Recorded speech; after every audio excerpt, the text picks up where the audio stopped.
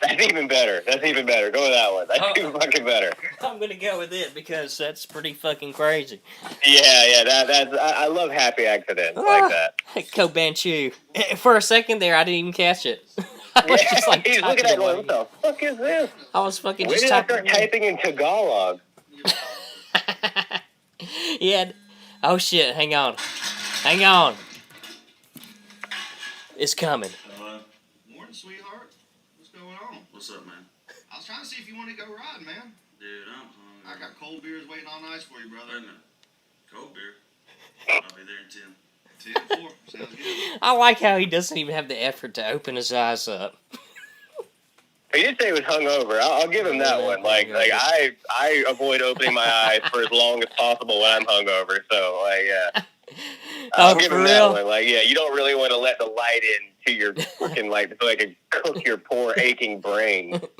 I think he was dedicated to this crap. I give him that. I probably would have went with the eye-opening scene just because I'm a scene stiller. I try to be, especially if I want to be put in it. But he was the only man in the frame, so Chris Brown, give it to you. Most memeable line.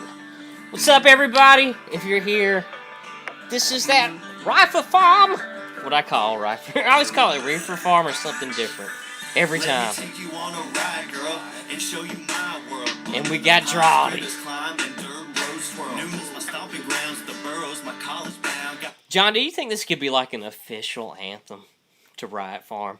Like, I hope not. I would have to like totally change my whole presentation, and that you just don't see it going with this. I wish you could see this video. I really, really could. I can't get into it. Let's just listen to the song. If you got one, drink it. If you got one, smoke it. No, I would. Let's let this intro burn into your brain.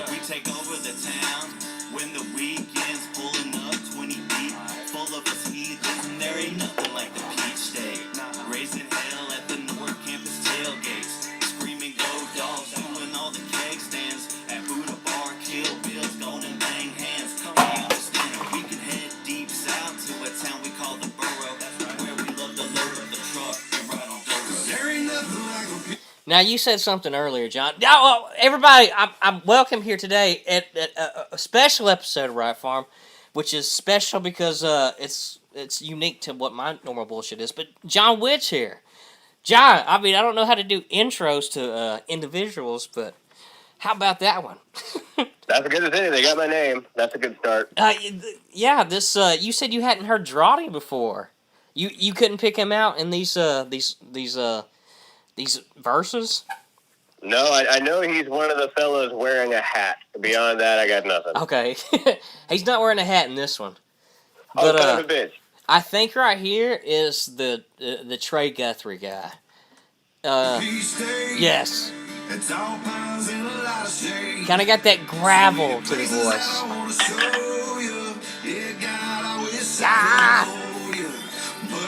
And I don't know if it's just like, he just sounds so bored. Hey, the guy singing the chorus? Yeah, he really does. He just sounds so bored. You know, I got a problem with that kind of style of music, too. And it's not saying that, oh my God, y'all sound like shit. Like, dude, you don't... It's just like, if you're not into singing this song, why are you wasting your time doing it? And there's so many people going through the motions, I feel like, with this stuff. Like, when I hear a singer, dude, I want to hear somebody fucking get possessed by the spirit of the song. Of their pain and triumph. Yeah, I really do. I want, like, not even a Robert Plant. Robert Plant got into it and stuff like that, and he could sing incredibly well. You know, and just really belt it out there and really get, you know, just with the ebb and flow of the, you know, the vocal fucking registers and stuff. I guess that's the only way I can fucking describe it. But they would get, like, so into it. The only guy that I can really think to really cement what I'm talking about to anyone is maybe someone like Freddie Mercury. Who, like, Cornell. Yeah, him too, really. Kind of a different style of music. But definitely. But when it comes from singing like you mean it, Chris Cornell, I believe it seems like he believed everything he ever sang. he has like a little bit of a a blues background, though, and I always feel like that lends itself well to it. Freddie Mercury, I guess, just with that operatic background, like he wanted to sing opera or he couldn't. No, he did sing opera, if I remember right. But I mean, yeah, I think he did a couple, like an opera piece or two, but he was just a freak of nature. You know what I mean? Like he was just one of those people. Yeah, really a freak too, from what I've heard about the dude. Yeah, have you seen that Queen? Incredibly gifted. Yeah, well, okay. Where I was going with this original point before I get off subject, man, but because I was going to ask about the Queen movie. If you had seen it, and that I think it's like I have. It wasn't bad, but as far as biopics go, you know how you got to take those. Like those movies are never ones to let the truth get in the way of a good story. Do you think that guy like fucking killed the fucking role? I mean, I honestly can't say he did or didn't because I mean, I've never really watched any fucking footage of like an interview with Freddie Mercury. So I have no clue. Like I've never seen. That's crazy to say that. I've never seen any kind of like interview with Freddie Mercury. I've only just heard him sing. I've seen bits and pieces, and he had a very slyly dry kind of British humor. You know, he was a fairly funny and well spoken guy. But I mean, Rami Malek, however you say his name, he wasn't bad. I mean, like, he definitely looked the part. Like, there are a few times when he looked quite a bit like Freddie Mercury, especially the Live Aid, like the white outfit with the white tank top and all that, you know? Like, he looked a lot like him there. But that was a strange movie to make, I always thought. Yeah, it really was, because it was, I never really finished it, man. I never really finished the Queen movie. And then, of all things, I kind of left off before, like, I don't even think he had AIDS in the movie yet. Like, I kind of abandoned it pretty quick into it. I'm trying to remember. There was a lot of stuff, there's a lot of things that happened in that movie. And it felt like I watched a 3-hour movie, and I still didn't finish it. I probably watched maybe 2 hours of the movie.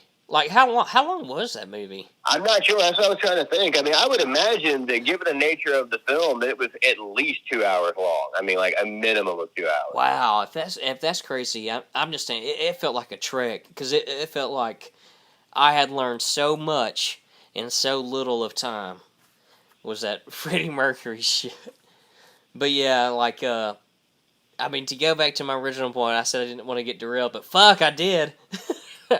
Was, the only thing I can think of would be Freddie Mercury in Under Pressure with, like, David Bowie, that part. I think it's, like, after the second verse, or right before the second verse starts. Maybe it's after the first chorus. But Freddie Mercury's got some, da-da-da-da-da, just these ad-libs that he does. And, oh yeah, like a little, like a scatting. He was really good at that. Yeah, I mean, that's fucking crazy. That's what I want out of a singer. And when I hear someone kind of, I'm not gonna say, "Oh, Trey Guthrie, you're phoning it in," Trey Guthrie, sing with some fucking heart. I mean, because that would be totally discounting what else this guy brings to the table, which is kind of a cool voice. I think he sounds like Definitely a cool voice. Maybe not the right style of music. I mean, maybe cause I think you could call that hick hop. I think that would be a fairly accurate summation of that style. Oh yeah, This is definitely. And that, to me, like, that's tricky because I'm not saying that it's an inherently phony form of music, but I am saying that those are strange bedfellows. Like, to me, country and heavy metal heavy metal and hip hop are a more natural combination than country and hip hop. Yeah. But I'm not really, I've never known what to make of that whole genre. Like, I remember the first time I ever heard that Bubba Sparks song, and I thought, oh, fuck, I think this is going to stick. Yeah, I mean, it sounds like an oil and water fucking genre. But for some weird reason, it blends kind of to it's strange. It really is. It's a total, what oxymoron almost hip-hop is. And I think it just has something to do with the evolving musical taste because I guess primarily any any generation's youth, I suppose. But like, because when we grew up in the country. We had guys jacked up trucks, the whole not cowboy hat, baseball cap, fish hook on it. But they would look this way. But they'd be listening to rap music when they cranked up the truck. Shit, the fish hook phenomenon in the fucking baseball caps. I forgot all about that, dude. I'm so glad you brought it up. What the fuck? What was up with that, bro? I mean, really, what was that? What was that for? Besides, almost to show like some kind of Nazi regalia, because that's the only thing I can like equate it to. I've never seen nothing like that before. I'm a part of something. I've got a fish hook on my hat. I mean, you could stuff like... It started somewhere. I'm always curious as to where these little trends start at. Because, I mean, they started somewhere. To be that guy that thought, hey, let's put a fish hook on the brim of a hat. I mean, it is called a brim. This is called a brim, right? What's this shit called? I believe so, yeah. I think so. Or maybe in a baseball cap, it's a bill. I need it. My fucking thing's making music. Or, hang on, something. I'm hearing something. Oh, shit. I can't stand distractions, bro. I have no fucking clue. Oh, my God. Okay. Oh, that's Charles fucking sending something in. I guess he's fucking watching. Charles Hutchins, what up? Let's go back. I'll at least finish this song. We'll give it the fucking time.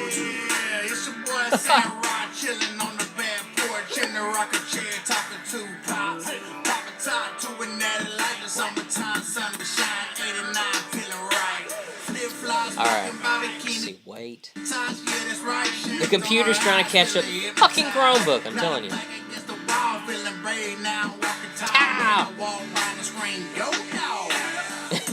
That verse, man. That guy. I like that verse. I like when that dude comes in, and I like when he does all that stuff, but he just sounds like that dude, like that when you answer the phone, if you work somewhere and this voice comes on, you just know you're about to have like a pretty shitty 3-minute phone call. Hey man, how much is your oxygen? 20. Or no, how much is your oxygen? Well, what size? I'm only saying this because I work in this industry, because no one else will get this humor. But for real, hey man, how much is your, how much you put 22 PSI in my tire? I don't know. Shit, dude. $1 per square inch. I have no freaking clue. I really don't.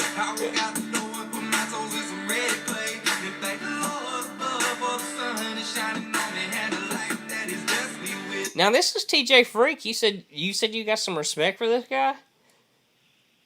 TJ Freak? I like the way he spells his last name, I guess. Yeah, it is pretty cool. I'm not going to fucking shit on anybody. Like I say, I'm not even sure who Drawdy is. I've heard this song probably like a dozen times or more, and I don't know who anybody in there is. I kind of like it. I enjoy a good mystery. Yeah, this is TJ Freaks. I think he might have like probably the best verse in the song, as far maybe not lyrically, kind of lyrically, but he just sells it. Like what we was talking about earlier. Like I really feel like TJ Freak believes what he's singing, you know? And even the guy, yeah! It's your boy Sam Rock. Even that guy, you know, the terrible 3-minute phone call guy. Even he believes it because, you know, they believe in them fucking self, dude.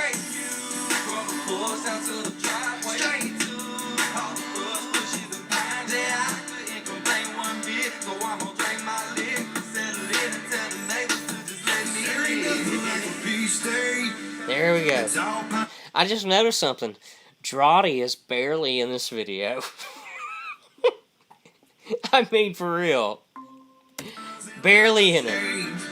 So many places that I want to show you.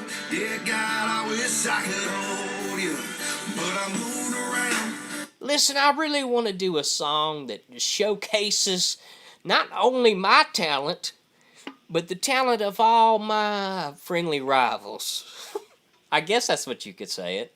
You know, each one of these are... Competition breeds excellence. Oh shit, something just broke through. I'm getting a little echo. Hang on. What'd you say? Competition breeds excellence? Mm-hmm. Yeah. Well, yeah, what they say, fire... What is it, fucking... Fire sharpens iron. What's that old saying? Iron sharpens iron. I know fire tempers. Is it iron sharpens iron? Yeah, to an extent, that's true. It is true. I think any kind of competition is like fucking good. It's good. I mean, like that's intellectual free market. Like we need these things. Yeah, that and mainly because you just don't want a motherfucker getting lazy and content. You know, it's always good. There's always that fucking the different pull of the pendulum or whatever. The pendulum swings the other way. Whatever that saying is.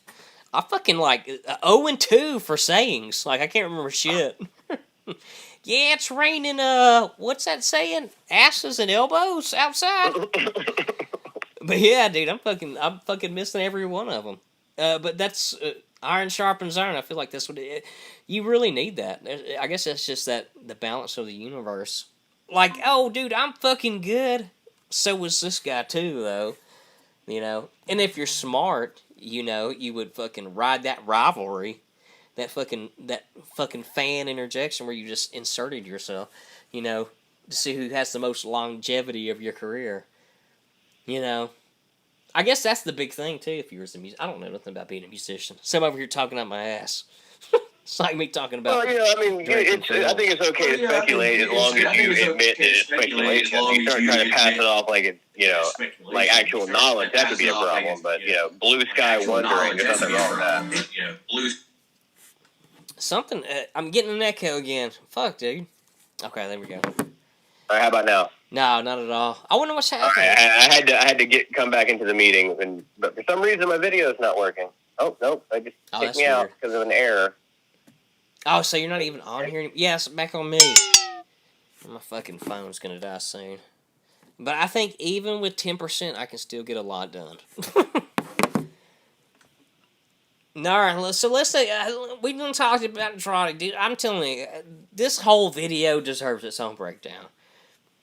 Absolutely. Yeah, possibly. 100%. We've definitely listened to it enough, you know. Yeah. We've like in little pieces analyzed this video like 5 or 6 minutes at a time over like, you know, a dozen fucking meetings. Oh yeah, 87,000 views, man. Almost 88. Trotty's almost got to 88,000 views, and That's wild. September 13th. I wonder if this is his biggest fucking song. Draw Day. I mean, I know personally we've probably given it like 50 views. Drawdy, you know, I was just thinking about what that song needed. And I think it needs like a B.B. King style lead, like not in the guitar sense, but like one of his vocal.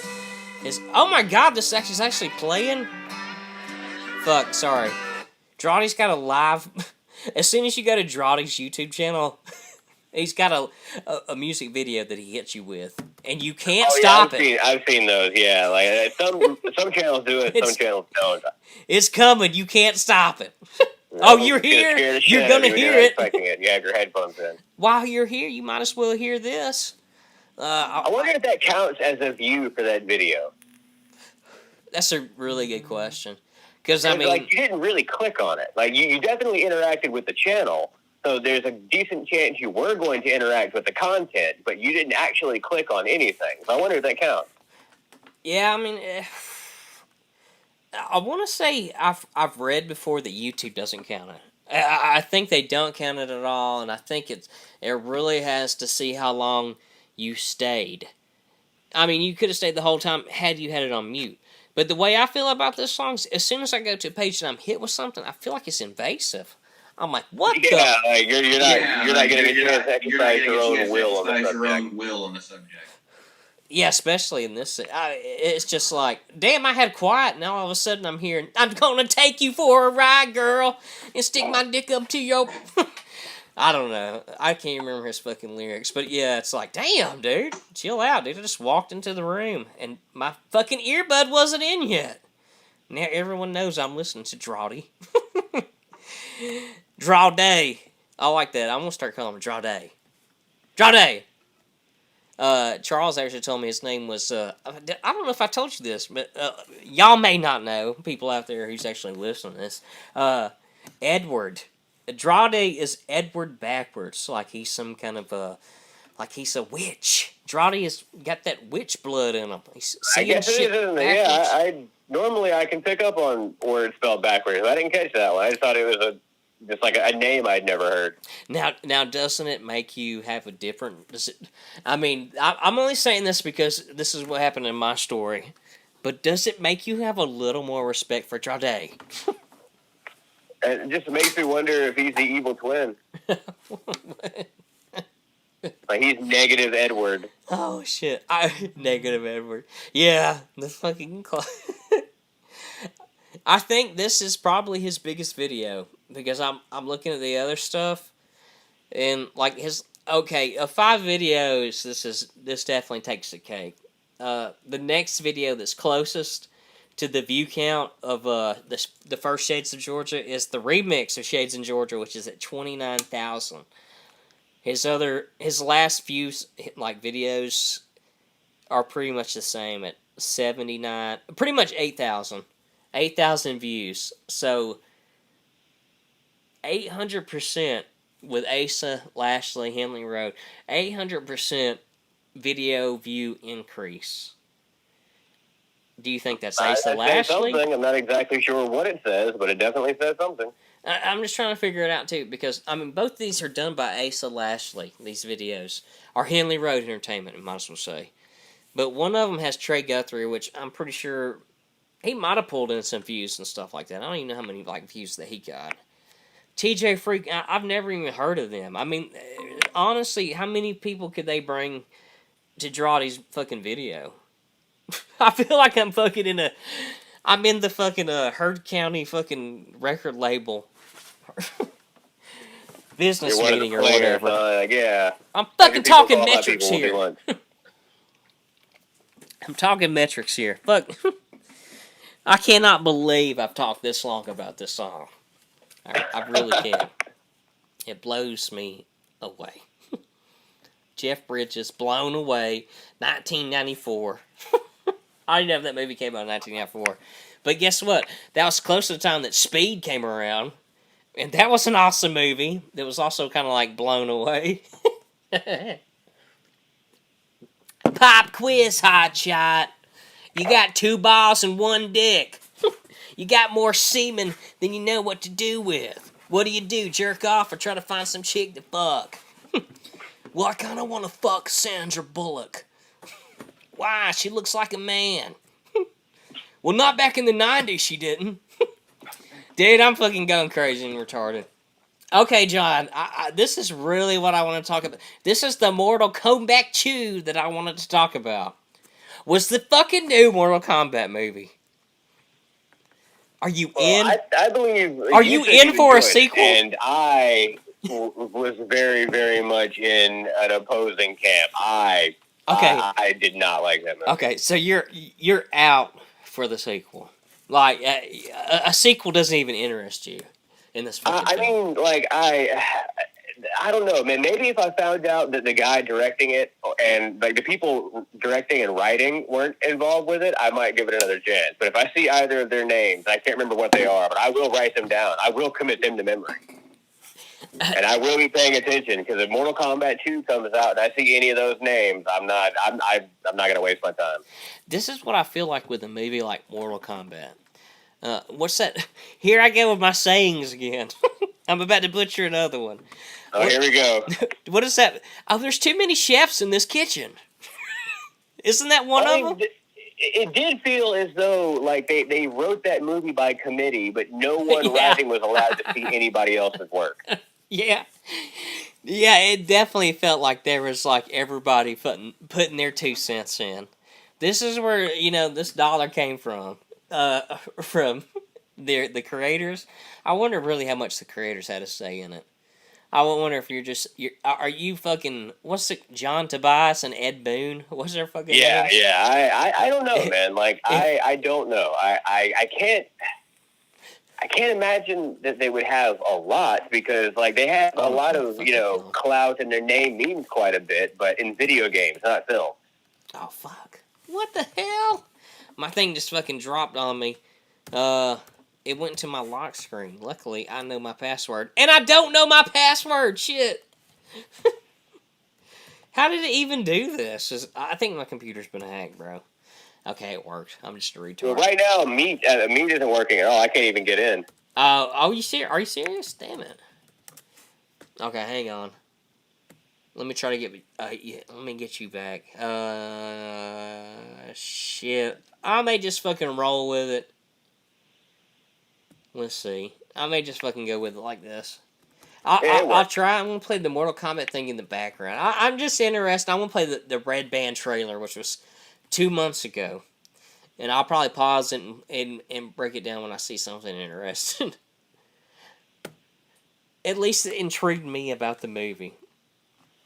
Because unlike you, man, I enjoyed it. I really did. I mean, it's senseless, and I would like a better Mortal Kombat movie. But damn, dude, it's been so long since a Mortal Kombat movie. I'm desperate. I'm like the fat guy that, or not the fat guy, the desperate guy that's so fucking hungry for pussy that even that fat bitch looks appetizing. That might be what the Mortal Kombat fan base is, as far as like, hey, we need this on celluloid. I need to see a Mortal Kombat movie. I'll take anything. I would rather go without than see something half-assed. Yeah, you think you could too, but when you hear that it's announced, god dang, dude, it really builds it up to me. Oh, there's a production. First learned about this 7 years ago on a mission in Brazil to capture a wanted fugitive. When we got there, they tore through our unit in seconds. Yeah, I don't remember that scene from the movie. I don't know if you've heard any of that. I heard. It sounded like I heard Sonya mentioned that someone wiped out her unit in minutes. Yeah. She said we never. I can't remember what she said now, but something like, she was following one of their targets in Brazil, and it wiped through their unit in like seconds or whatever. No, I don't think they mentioned that, because in the film, that was one of my gripes about the film, is I wasn't at all sure if Sonya was even still in the military. Yeah, it is kind of weird. She's just fucking living in a trailer. In a shitty trailer. She makes mention that she and Jax met, in the Army Special Forces. Yeah. But other than that, I didn't get the impression that she was still an active member of the military. Yeah, she certainly didn't have a budget. She didn't have, like, tech people. You saw it. I mean, all she needed was, like, a bunch of pictures on the wall with push pins and yarn linking them and, abstract, esoteric connections. Oh, yeah, she absolutely went fucking True Detective Russ Cole on her. I mean, this was like, have you seen True Detective? This is like when Matthew McConaughey can't let a case go, and he's rented a fucking U-Haul storage building, fucking putting evidence on a fucking pin board in the back. It's fucking crazy. Dude, if that was the Sonya Blade we seen in this movie, dude, man, yeah, I almost feel kind of misled, and this isn't genuine. I don't remember this voiceover or this dialogue being in the movie at all. Because like I said, all she really mentioned was that she and Jax met each other in Special Forces, and then that was pretty much it. That was one of those things that they couldn't bother explaining, but yet they totally wanted to spend 40 minutes explaining why they could shoot fireballs. It's like, it's Mortal Kombat. I totally accept that Shaolin monks can shoot a fireball. Like, I don't need you to explain Arcana. Seriously, legitimately, a quarter of that film's runtime was spent explaining something that no one has ever needed explaining. In a way, dude, I totally feel you there. I cannot even argue with you. But there were all kinds of things like that. And if you also notice, Mortal Kombat pulled the Batman vs. Superman on us. They gave you the title of the film and then didn't do the thing. Because if you recall, they never had the tournament. Shang Tsung jumped the gun and tried to kill them before it. Yeah. So the Mortal Kombat movie about the Mortal Kombat tournament had no Mortal Kombat tournament. Yeah, and to get the feel of the movie, if you watched it all the way to the end, you already know there's not going to be a second one. Yeah, but they desperately wanted you to think there was, so they gave you a little tease. I really think there's make a Mortal Kombat film. Yeah, there's definitely going to be a second movie. Johnny Cage? No, fuck that. Reiko. There's definitely going to be a second movie. But what I was talking about was a tournament. Oh, yeah. Yeah, I should have said I would Mortal hope. Kombat. I understand that's totally confusing, but yeah, there won't be a tournament in the second one either because the second one will be all about the invasion, you know, and you can already tell from it that they're just pulling from the video game. Which but they do and they don't. Okay. So this dragon symbol, all right, it's a birthmark, except when it's not. He was Like supposed seriously, to. think of all the things they added. That birthmark, they added the. Well, in a sense, it whole kind of still Arcana is a thing. birthmark. I mean, if they got it, I mean, it may not be like, oh, I was born with it, but it was after like it's a catalytic event. Or like after something happened, like Liu Kang killed that dude that was like the child. Yeah, what was about that? Liu Kang killing the child trafficker. They didn't really go deep to. Listen, when I joined the Shaolin monks, I killed Tom Hanks because he's a child trafficker. No, I want to say it's something weird like that. But yeah, they all had some kind of event, you know, except for Kano. He got bullied. Oh, Kano got bullied. That was his traumatic event. That the birthmark of the dragon logo appeared on him. And that's another thing is It is that weird. Kano's It's weirdly that convenient. laser beam didn't come from fucking magic. It came from machinery. Hey, An eye with a cybernetic, I think if I'm not mistaken, his face got messed up by Sonya because Kano killed her partner in the original, and I want to say that she tried to get him, and all she ended up doing was destroying that part of his face, so he gets like a T-1000 eye plate thing, and that's why he can shoot laser beam, not goddamn magic. Yeah, it is. It is weird. The whole Arcana thing was kind of weird, and I kind of feel you there. In a way, I'm kind of like, oh, we really didn't need that explaining. We aren't fucking fresh to the series. I mean, you're talking about a 30... How old is Mortal Kombat? 30-year-old bred. It's 29 years old. Next year, towards the middle of 2022, it will turn 30 years old. A 30-year-old bred, and you're going to explain it to the fans. And only now, they were creating things to explain that no one ever cared about, and because they spent so much time explaining these things, they ended up leaving a lot of questions unanswered, like the whole dragon thing. Okay, Cole Young has, or Younger, Young, one of the two. Cole has. Hey, I want to get you back on the thing. Birthmark, right, or whatever the fuck it is. Okay, so we know that he's a descendant of Scorpion, Hanzo Hasashi. All right, but what about all the other people with all the other all the other dragon symbols? Like, were they descendants of Hasashi that got killed, and then their mark got passed on? If Cole got killed, would his mark be passed on to his murderer? There's so many things they didn't even fucking bother explaining, but they absolutely had to tell you. Yeah, they kind of it's just so dumb. They shoehorned it into the thing, and it's so weird. I guess in a way, since too. Hey, I sent you another link if you want to hop on to me.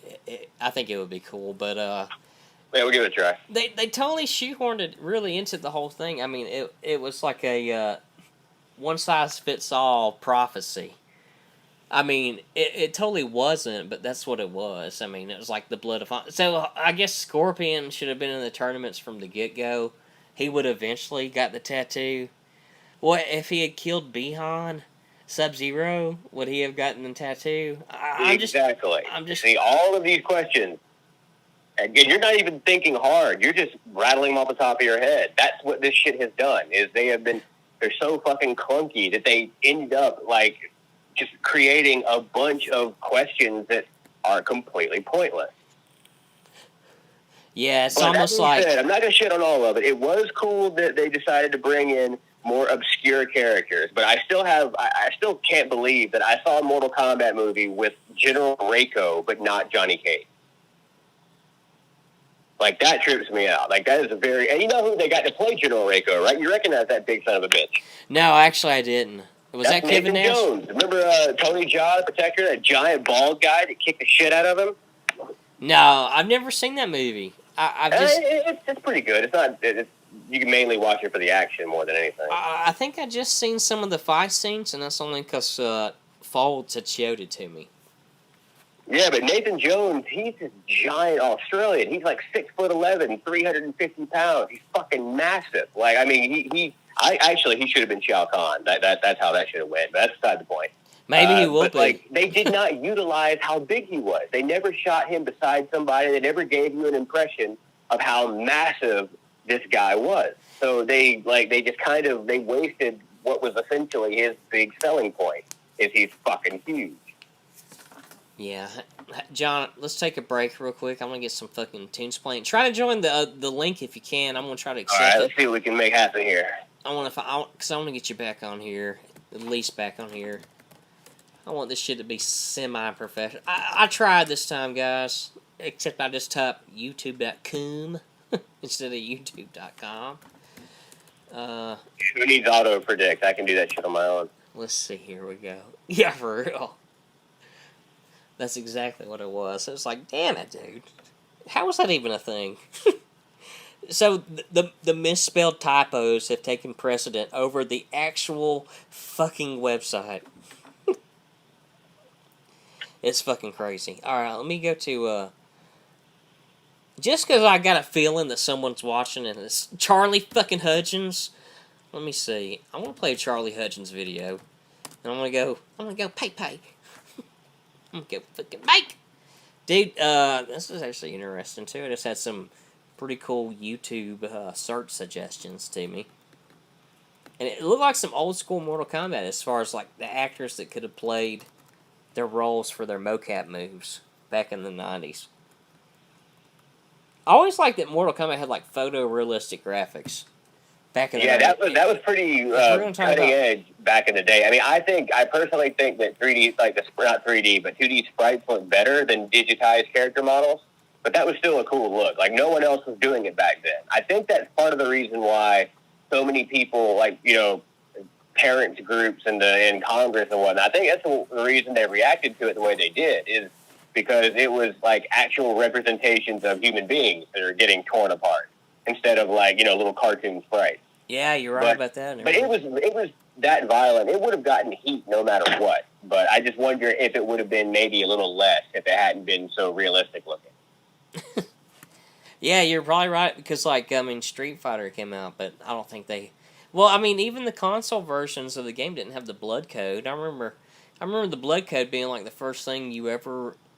I remember, dude, honestly, I remember trying to get the blood code from a kid. I think I was sick with the flu or something as a kid, and, I was at home by myself, but, like, my neighbor, when she got off work earlier than my mom, she came and watched me, and she had her kids, too.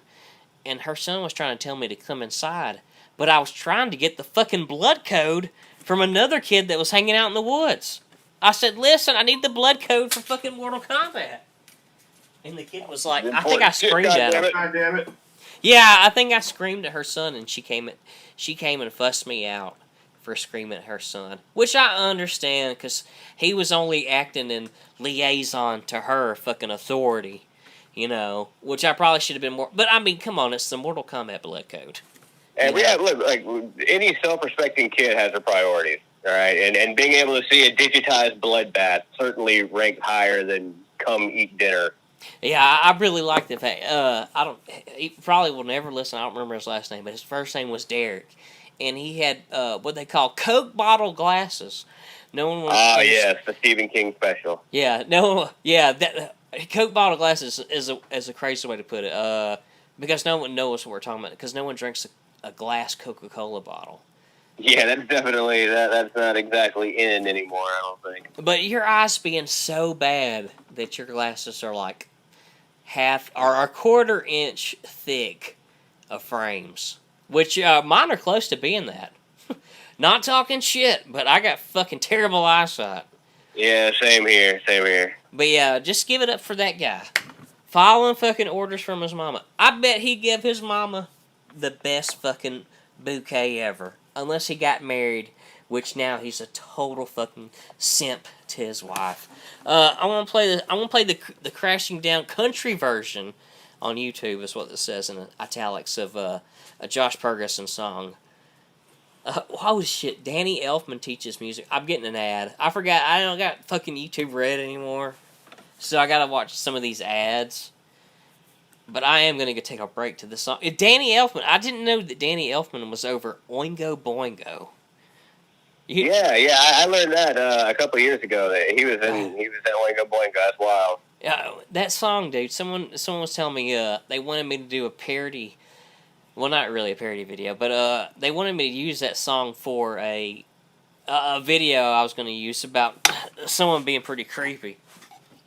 But yeah, the song was called like Little Girls. Have you ever heard that Oingo Boingo song? No, but I can see how that might be taken as creepy. Here's a word. It is so bad. Like I'll tell you about it too. The fucking Oingo Boingo song. It is it's super catchy. Like almost to the point where like you will probably go around, because I did. I went around singing, "I like little girls." I was saying that shit in that fucking that fucking delivery, that fucking melody and everything. The #1 piece of equipment that Now I'm getting sold body armor. Dude, fucking YouTube's got some weird ass fucking ads, man. Tactical Yeah, bundles. that algorithm is all over the place. Safe Light Defense? Are you serious? Isn't Safe Light a windshield company? That's what I was just thinking. Safe Light Repair, Safe Light Replace. Holy right? shit, they're in the fucking body armor game now? Well, that's not exactly a lateral move. 1, 2. We can replace your windshield. We can give you some 18th century spalders. Pretty soon you'll have to wear a fucking bulletproof vest, I guess, while you're driving. The insurance will require it. It's crazy. Alright, maybe I'm gonna skip that now.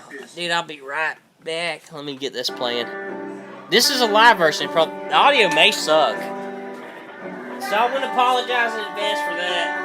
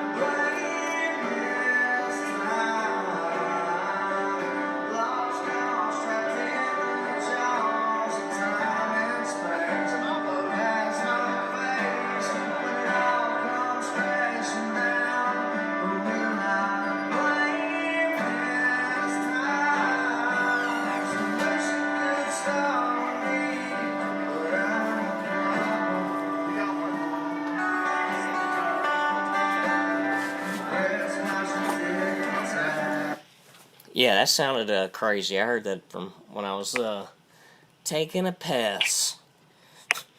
Didn't sound too good. Not saying the song sucks, but could have definitely been a better recording of it somewhere. Oh, you know how that is, man. Like, anytime you try to record live music at any kind of volume with a cell phone setup, it's gonna, no matter how good the song sounds, it's not gonna sound very good. Oh yeah, I learned that lesson pretty early on too. So, not shitting on anybody, cause hell, fucking. But yeah, I remember I took just a camcorder, or hand cord, whatever the fuck you used to call them, back in like 2004 to a live show, and I didn't have a good speaker. I had like the internal mic in the camera, which was probably shit to begin with. But it sounded so bad. Most definitely. God, dude, it was terrible. I mean, it was useless. What you could say about the audio was useless. The video looked okay.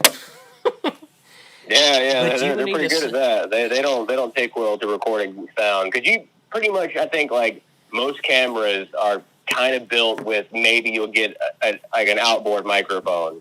The assumption that's what you're gonna do. Mm-hmm. Which is fine. If I had to prioritize what a camera did, I would put clear image over clear audio. Oh, yeah. That's why we have microphones. Yeah. I really feel like there probably is a product, too, that just caters to both for the YouTube creator. Hell, it might be the GoPro. Really. I mean, it could be. Those are amazing little devices. I mean, I was kind of impressed with the sound quality that picked up just from his fucking onboard mic. It's pretty crazy, honestly. But yeah, it's probably the fucking anything like a GoPro. But yeah, that was Charlie Hudgens playing a Josh Ferguson song. Let me hear like 15 more seconds of it. Take a shot with me.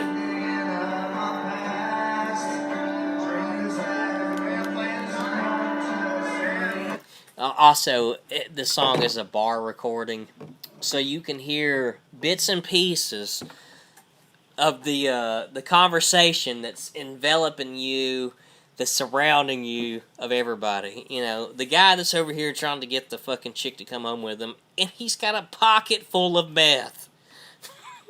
That's his pickup line. I've got a shit ton of meth. I mean, that's definitely, if you pick your pigeon correctly, that's all that you have to say. I could be the best looking dude in there. If a guy that's got a pocket full of meth is coming into the bar, he's taking the girls home. That depends. I think It's that depends good. on what bar you're in. Like, if you're in a bar for, like, the Motel America, maybe not. If you're in a bar for, like, the Motel 6, maybe. Hey, very true. Yeah, it is totally, totally You definitely got, like I said, you got to pick your pigeon on that one. Yeah. Yeah, you could. You have to be a good-looking dude, and then they would think, oh, damn, this dude's on meth, too? I guess I'll fucking suck his dick. He's a keeper. I could just see the chick saying that. Like, if some fucking rich fucking preppy. Could you imagine if Zach Morris... I only say that because I got Kelly Kapowski on my... I'm excited about this Kelly Kapowski poster. I don't know if you've seen it from the other one, but there's a fucking Tiffany Amber Thiessen with her tits all out. I mean, they're not nipple exposed and all. I don't got fucking brown bananas hanging out shooting at me. But yeah, Tiffany Amber Thiessen up on that wall. Damn, it looks good with that RiotFARM shit. I'm probably gonna get sued by our agent pretty soon. Listen, we can't have you using her likeness. Fuck you! I bought the poster. It's like, believe me, I don't use her likeness until the cameras go off. Yeah. Unless it's for my OnlyFans, baby. Dude, could you imagine just some incel motherfucker having an OnlyFans? And that's what he wants to do is, I jerk off to Saved by the Bell shit. Oh, yeah? I mean, like, dude, you know, somebody, that might blow somebody's hair back. Who was the hottest Saved by the Bell chick to you? Just curious. Like, I like Jessie, but she was so neurotic and uptight, and Lisa was, like, kind of spoiled. Yeah, you're right, dude. I never really thought of it that way. I mean, like Jessie, you know, she was, like, obviously, you know, Elizabeth Berkley is a very striking woman, even when she was younger, but, like, she was just a fucking basket case. Do you remember that time she got hooked on caffeine pills and was treating it like it was goddamn heroin or something? Yeah, like, well, of all the characters, I could see her getting hooked on it the worst. Well, yeah, I have to say the writers, they chose correctly on that one. Because like, she would put so much pressure on herself to pass all the tests. But, like, they use caffeine pills, man. Like, they're over here treating it like she's hooked on Quaaludes or some shit.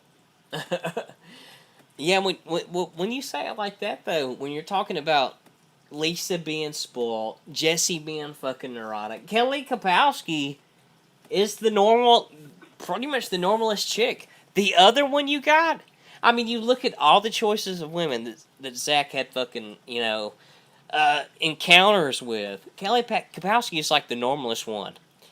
You think of the other chick that, like, when Tiffany Amber Thiessen had to shoot Son-in-Law with Pauly Shore, when they brought Tori in, the fucking that was her name, the chick with the leather jacket. Yeah, the biker girl. Yeah, you brought in the future Dyke.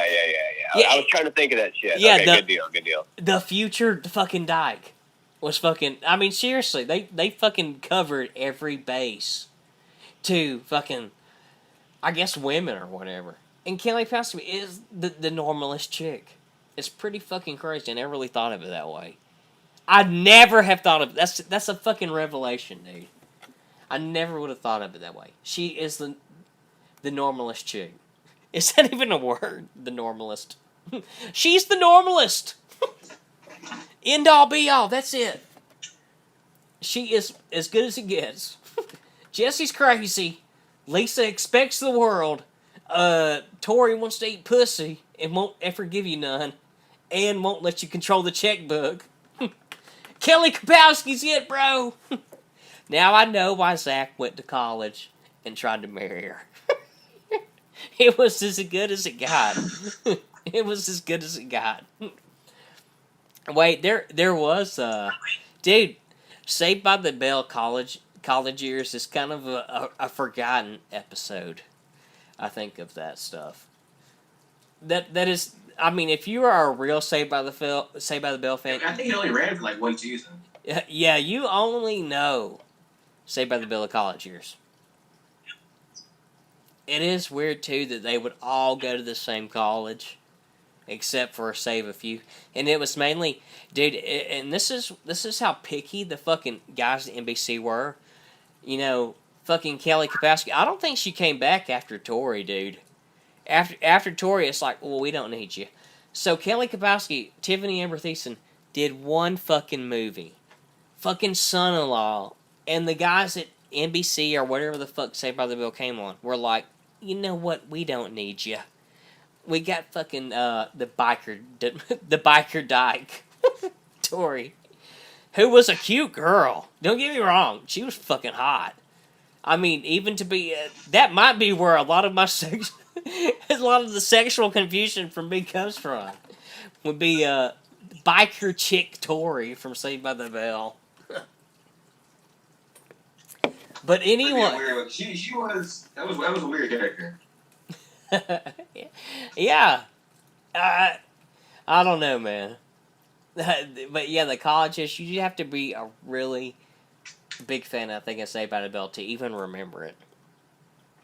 There's not a lot of remembering to it. It's all I'm trying to say. There's not a lot worth remembering. But you would have to be really in it. John, you wasn't into Saved by the Bell like I was. I was into it. I enjoyed that. I remember watching it every morning before I went to school. Yeah, dude. I'm telling you, dude. If it wasn't for TBS or whatever fucking show that did reruns, I probably would have never got to watch Saved by the Bell. Because I want to say Saved by the Bell was a Saturday show. I never watched it on a Saturday. I never, unless, I might have, you know. But I watched it, like you said, every day before school. Saved by the Bell. I could probably still watch Saved by the Bell every day before I go to work.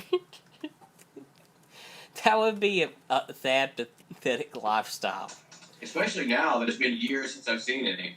Oh, dude, what about fucking Saved by the Bell and the chick that's a Scientologist, or an ex-Scientologist? Is it Leah Remini, the chick from the King of the Leah Remini? Yeah, the King of Queens. The girl from that show. Yeah. Yeah, she was like fucking God. She wasn't Saved by the Bell, wasn't she? Yeah, it was like I can't remember what they called it, dude. Fuck, what was it? The summer. It wasn't the summer years. God dang it, because it's the college year. Fuck. No, I know what you're talking like summer vacation. Yeah, because they were lifeguards on that beach. Yeah, and you talking about something that seemed like it lasted 3 years. It was that show.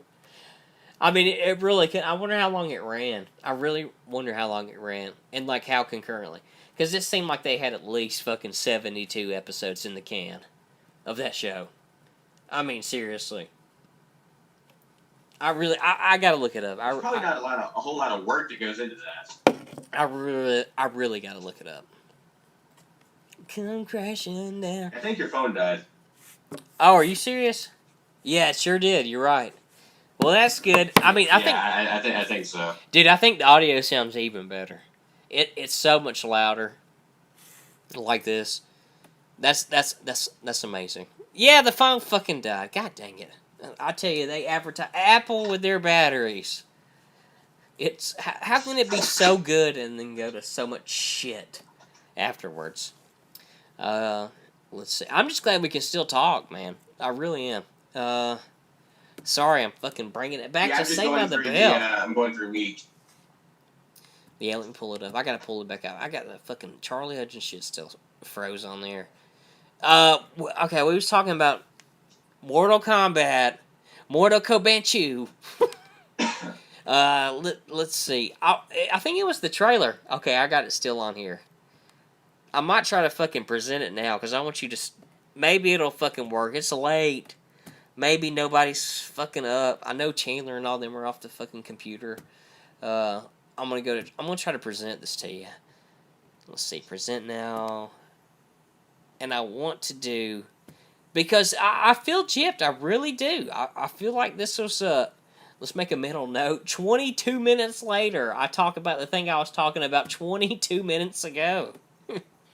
Dude, I swear I need to be on, like, fucking Adderall or some bullshit.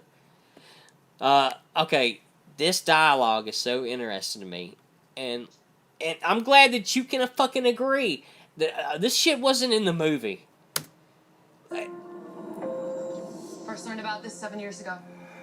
On a mission in Brazil to capture a wanted fugitive. When we got there, it tore through our unit in seconds.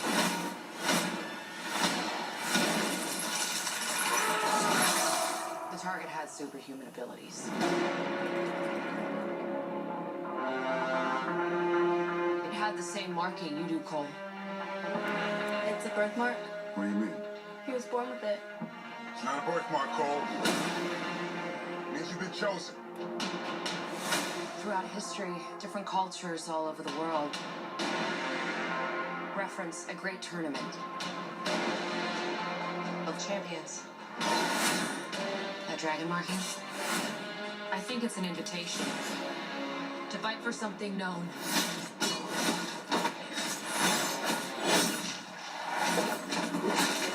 As Mortal Kombat.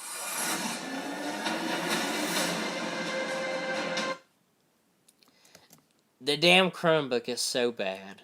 Like, it just paused itself. Dude, there's so much I want to unpack here. I'm Sonya. That's Kano. I'm Liu Kang. Thanks, Jones. All right. The fate of Earth is in our hands. No matter how many of my people we put in the ground, we will not fail. Kill them.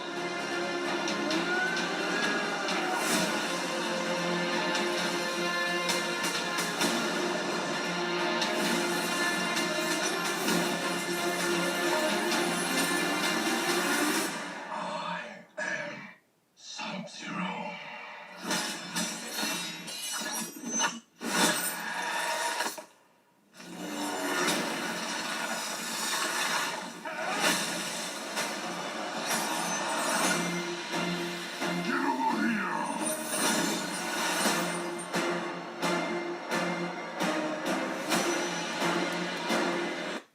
Okay. Are you still there? I hate that fucking movie so much. Shit. I feel like there was some more storytelling in the trailer than I did, like, with the film. I really can't believe you said that. Okay. Let's just take the last thing that we seen, which was Scorpion. I guess he's belching through. Get off! I mean, what is he, a French Japanese guy? Like someone who doesn't speak English. Yeah, dude. Not only that he speaks English, but he speaks someone. His dad was retarded or something, and he taught him some are French and some Japanese. So, because he sounds like he's got like this French Japanese accent. Listen, I mean, it's crazy how he fucking just delivers that line. I don't think it's as bad as the movie. I really don't remember.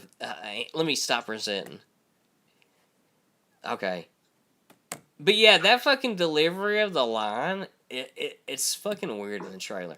The trailer, I feel like, had more... It wasn't... It was not very good. The trailer focused more on the whole...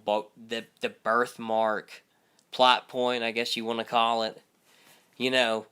And I guess that makes sense for a trailer, but, I mean, that's not what they fucking were doing with the movie. You know, it's like, hey, I guess so we make it not bait and switch, we gotta bring up the birthmark, because there's, like, hardly no birthmark talk. in the one, but save. I mean, seriously, if you chopped it all down, you probably got 25 seconds of birthmark talk. I mean, really, would you think that's an accurate statement? There's none in it. I mean, definitely more than you would think. And that's exactly what you mean too, with like more questions than there is answers. It's like, why? Why? Why would you talk about a birthmark and then not talk about it at all? I mean, they want to act like it too. One thing that I did remember from watching the trailer though was the guy who played Sub-Zero. It's very, very, very confusing. The guy who played Sub-Zero. I mean, what did you think about Sub-Zero's performance?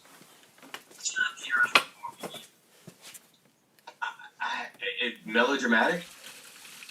Okay, nothing good.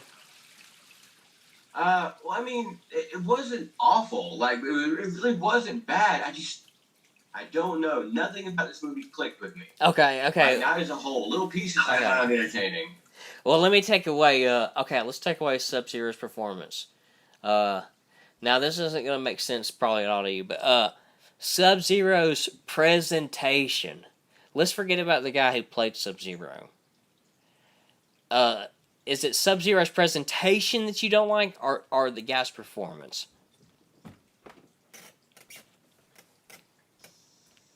Hold on, Well, I'm just thinking, because there was times in the movie where I seen Sub-Zero, and I was like, in a way, this is almost like a horror movie. I mean, he was a true villain, dude. Sub-Zero was a real villain. I mean, in that ham-fisted, beat you over the top of the head kind of, that fucking sense, that was Sub-Zero. I mean, it was like he's fucking, like when Cole Young's wife and kid are at home, and there's like lightning infection in the background, and I think he appears in the doorway. That just reminded me of some kind of ham-fisted, a horror movie trope. You know, they were throwing. I feel like they want him to be almost like a horror icon. In a sense, it did. I could see. I mean, possible, but you would think that you were going to try to go with a horror icon. You'd go with the Ninja Hellfire Spectre. Like, you know, I mean, like, that would have been who I would have went with. Yeah, you're right. Yeah, it almost. They wanted to make Scorpion sympathetic, I think. They wanted to make him the hero. They basically shifted the whole Chosen One thing onto him, or at least his descendants. Yeah, it is very interesting, man. You know, now I think about it, like, the more of it. But, like, Scorpion and stuff like that, the whole... I can get behind the Cole Young thing. I think the guy that played Cole Young in the movie is likable. I mean, I don't even know if he's likable. I really can't even say that. Because there's times when I was like, dude, I'm just not feeling this shit, because it's, who are you? I mean, this is a Mortal Kombat movie, and I'm getting introduced to a totally new character. Oh, you're Scorpion's somehow offspring? You know? A genetic fucking leapfrog? From the Hanzo Hasashi bloodline? It's just kind of strange a little bit. It's a stretch to take, you know, for them to ask that of a Mortal Kombat fan is kind of weird to me. And then, I really can't even say, because I kind of like that idea. I like that idea. What I don't like about that idea is when he fucking found his Arcana, which is another thing you thought was stupid as fuck. And I kind of agree with you here. Do.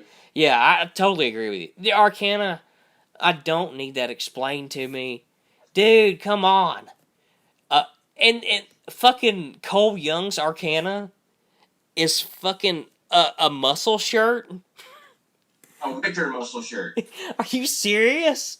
I mean, how fucking... A winter weave muscle shirt. Dude, it was so lazy. I've never seen anything so lazy in like a mainstream production. Maybe I've just fucking you know, locked myself in the freezer or whatever, and I have no idea what's happening on outside. But I've never seen a muscle fucking a winter shirt fucking being a prop item. Oh, this is my this is my fucking gallery, dude. I don't know, but to see that, it's just to me so lazy.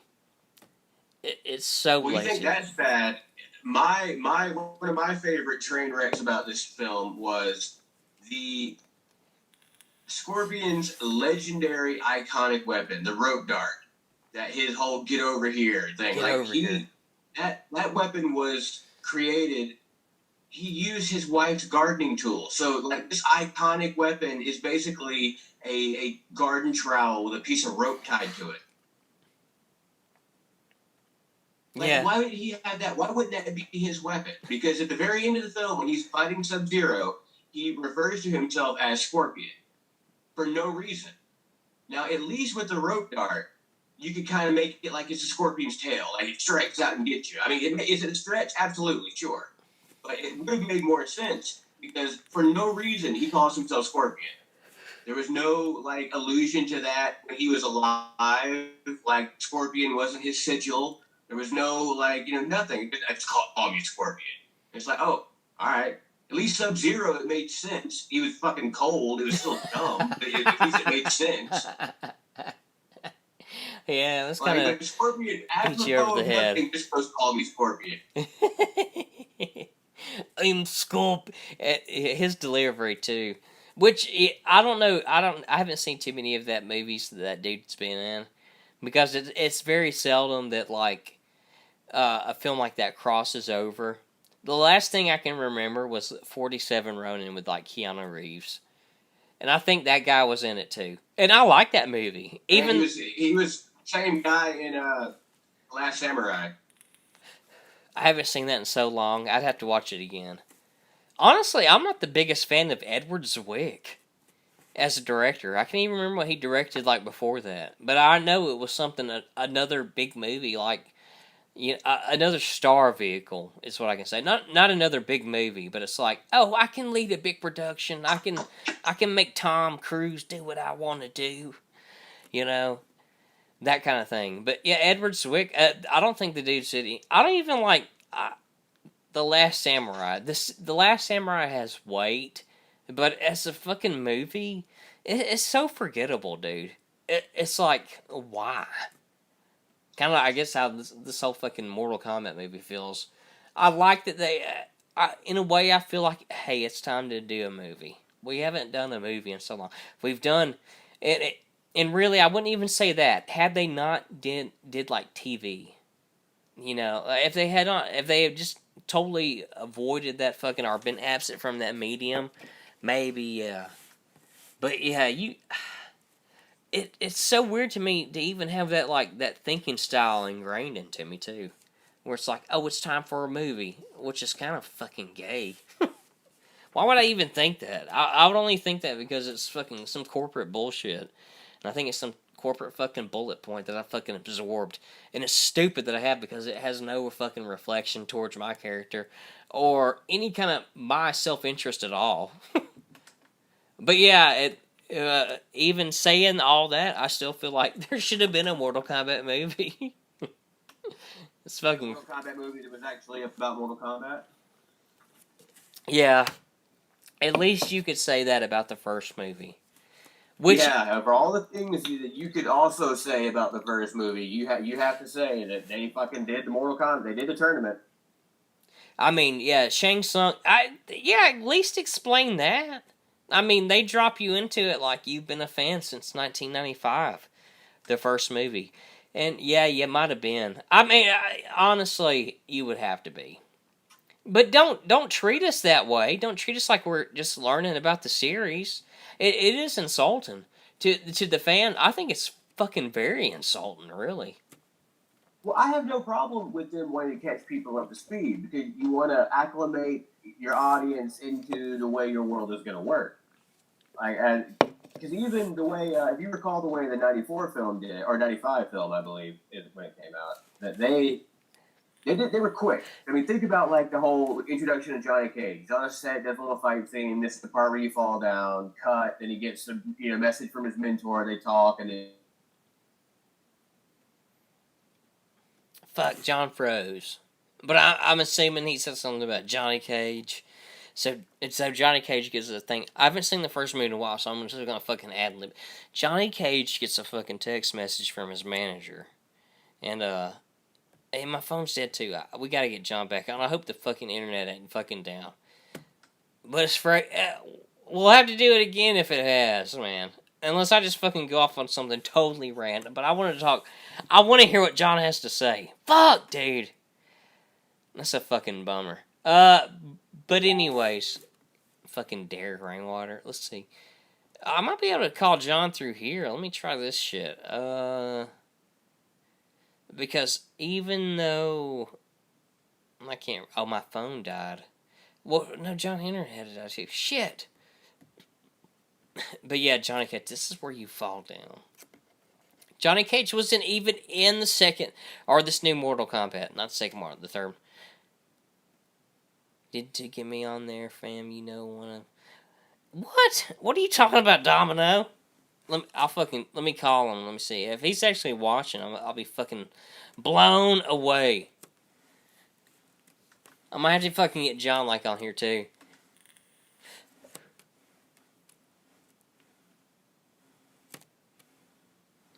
And we don't know.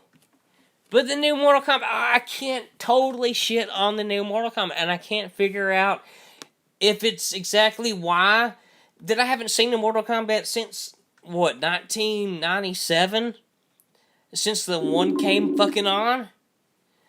Okay, now it's trying to call. We'll see if this fucking works, man. I'm actually pretty fucking curious.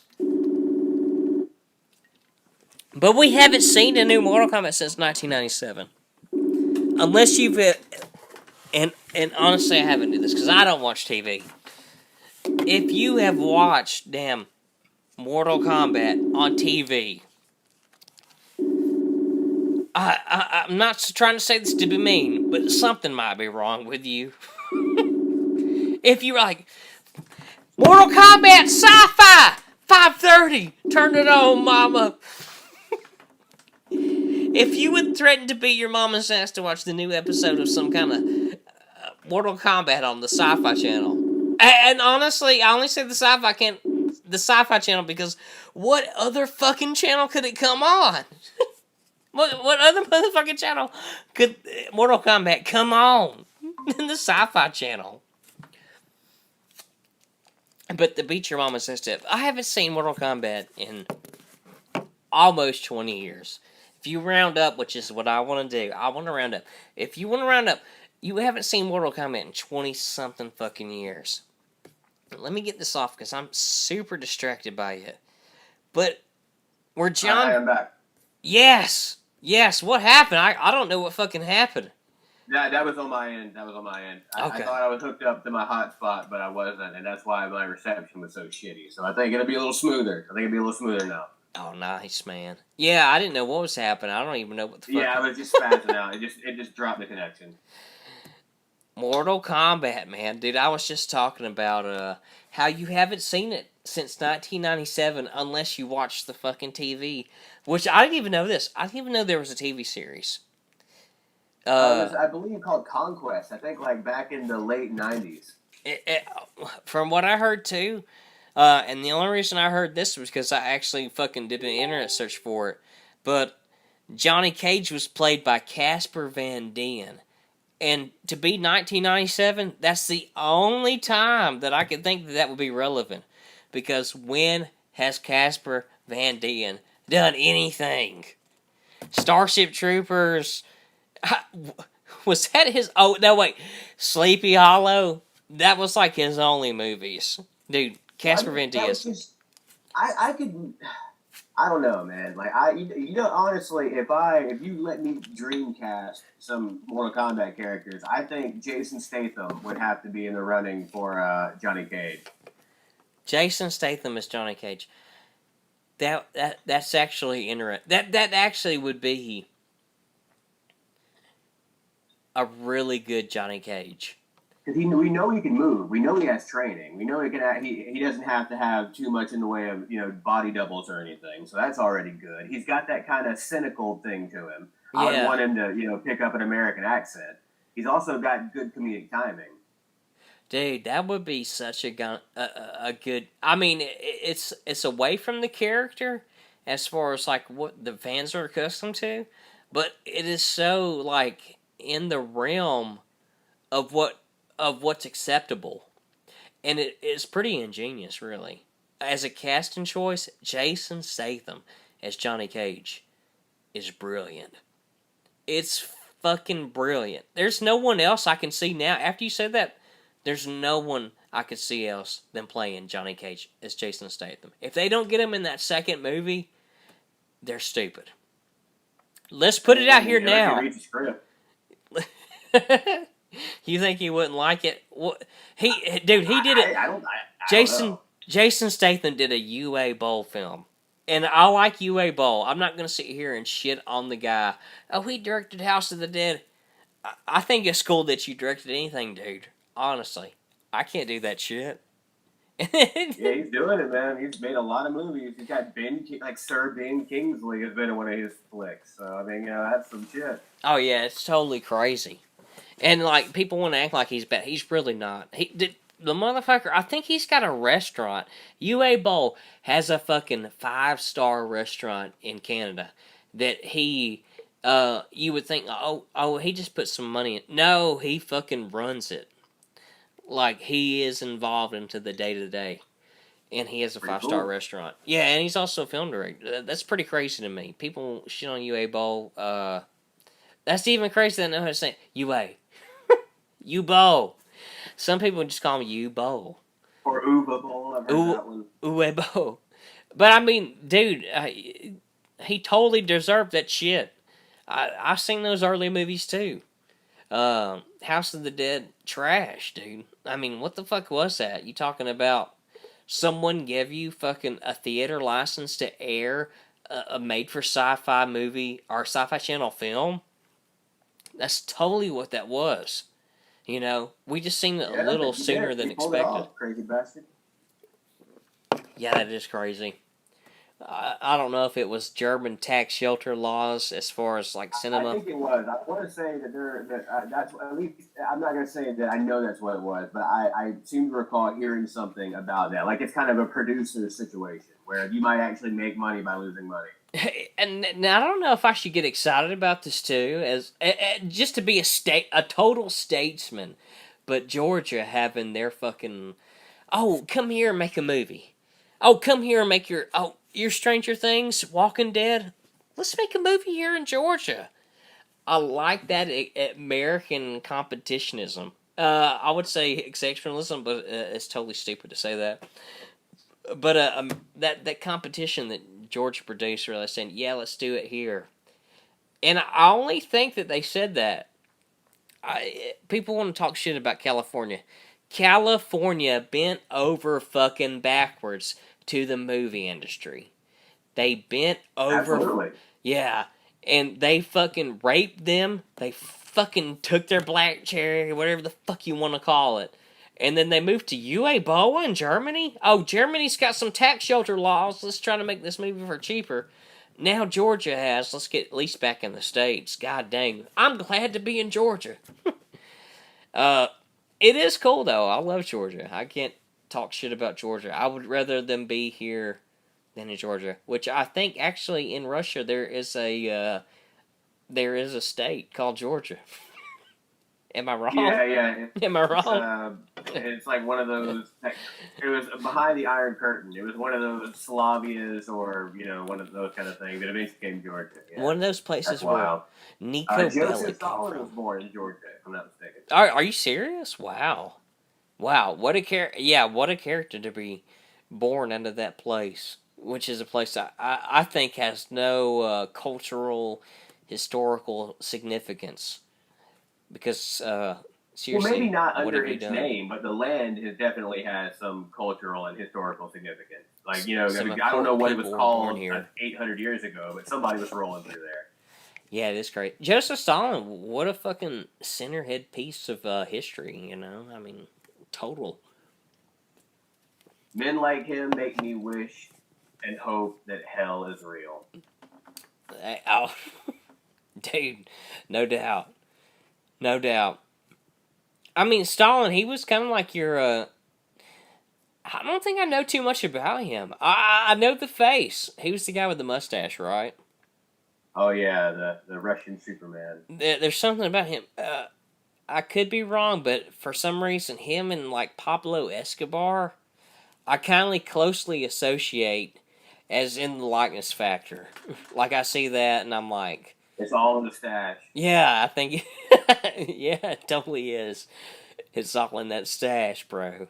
And Them fucking the fibers. Because both of these men are, for all their differences, they're similar on only a few levels, but those are very profound levels.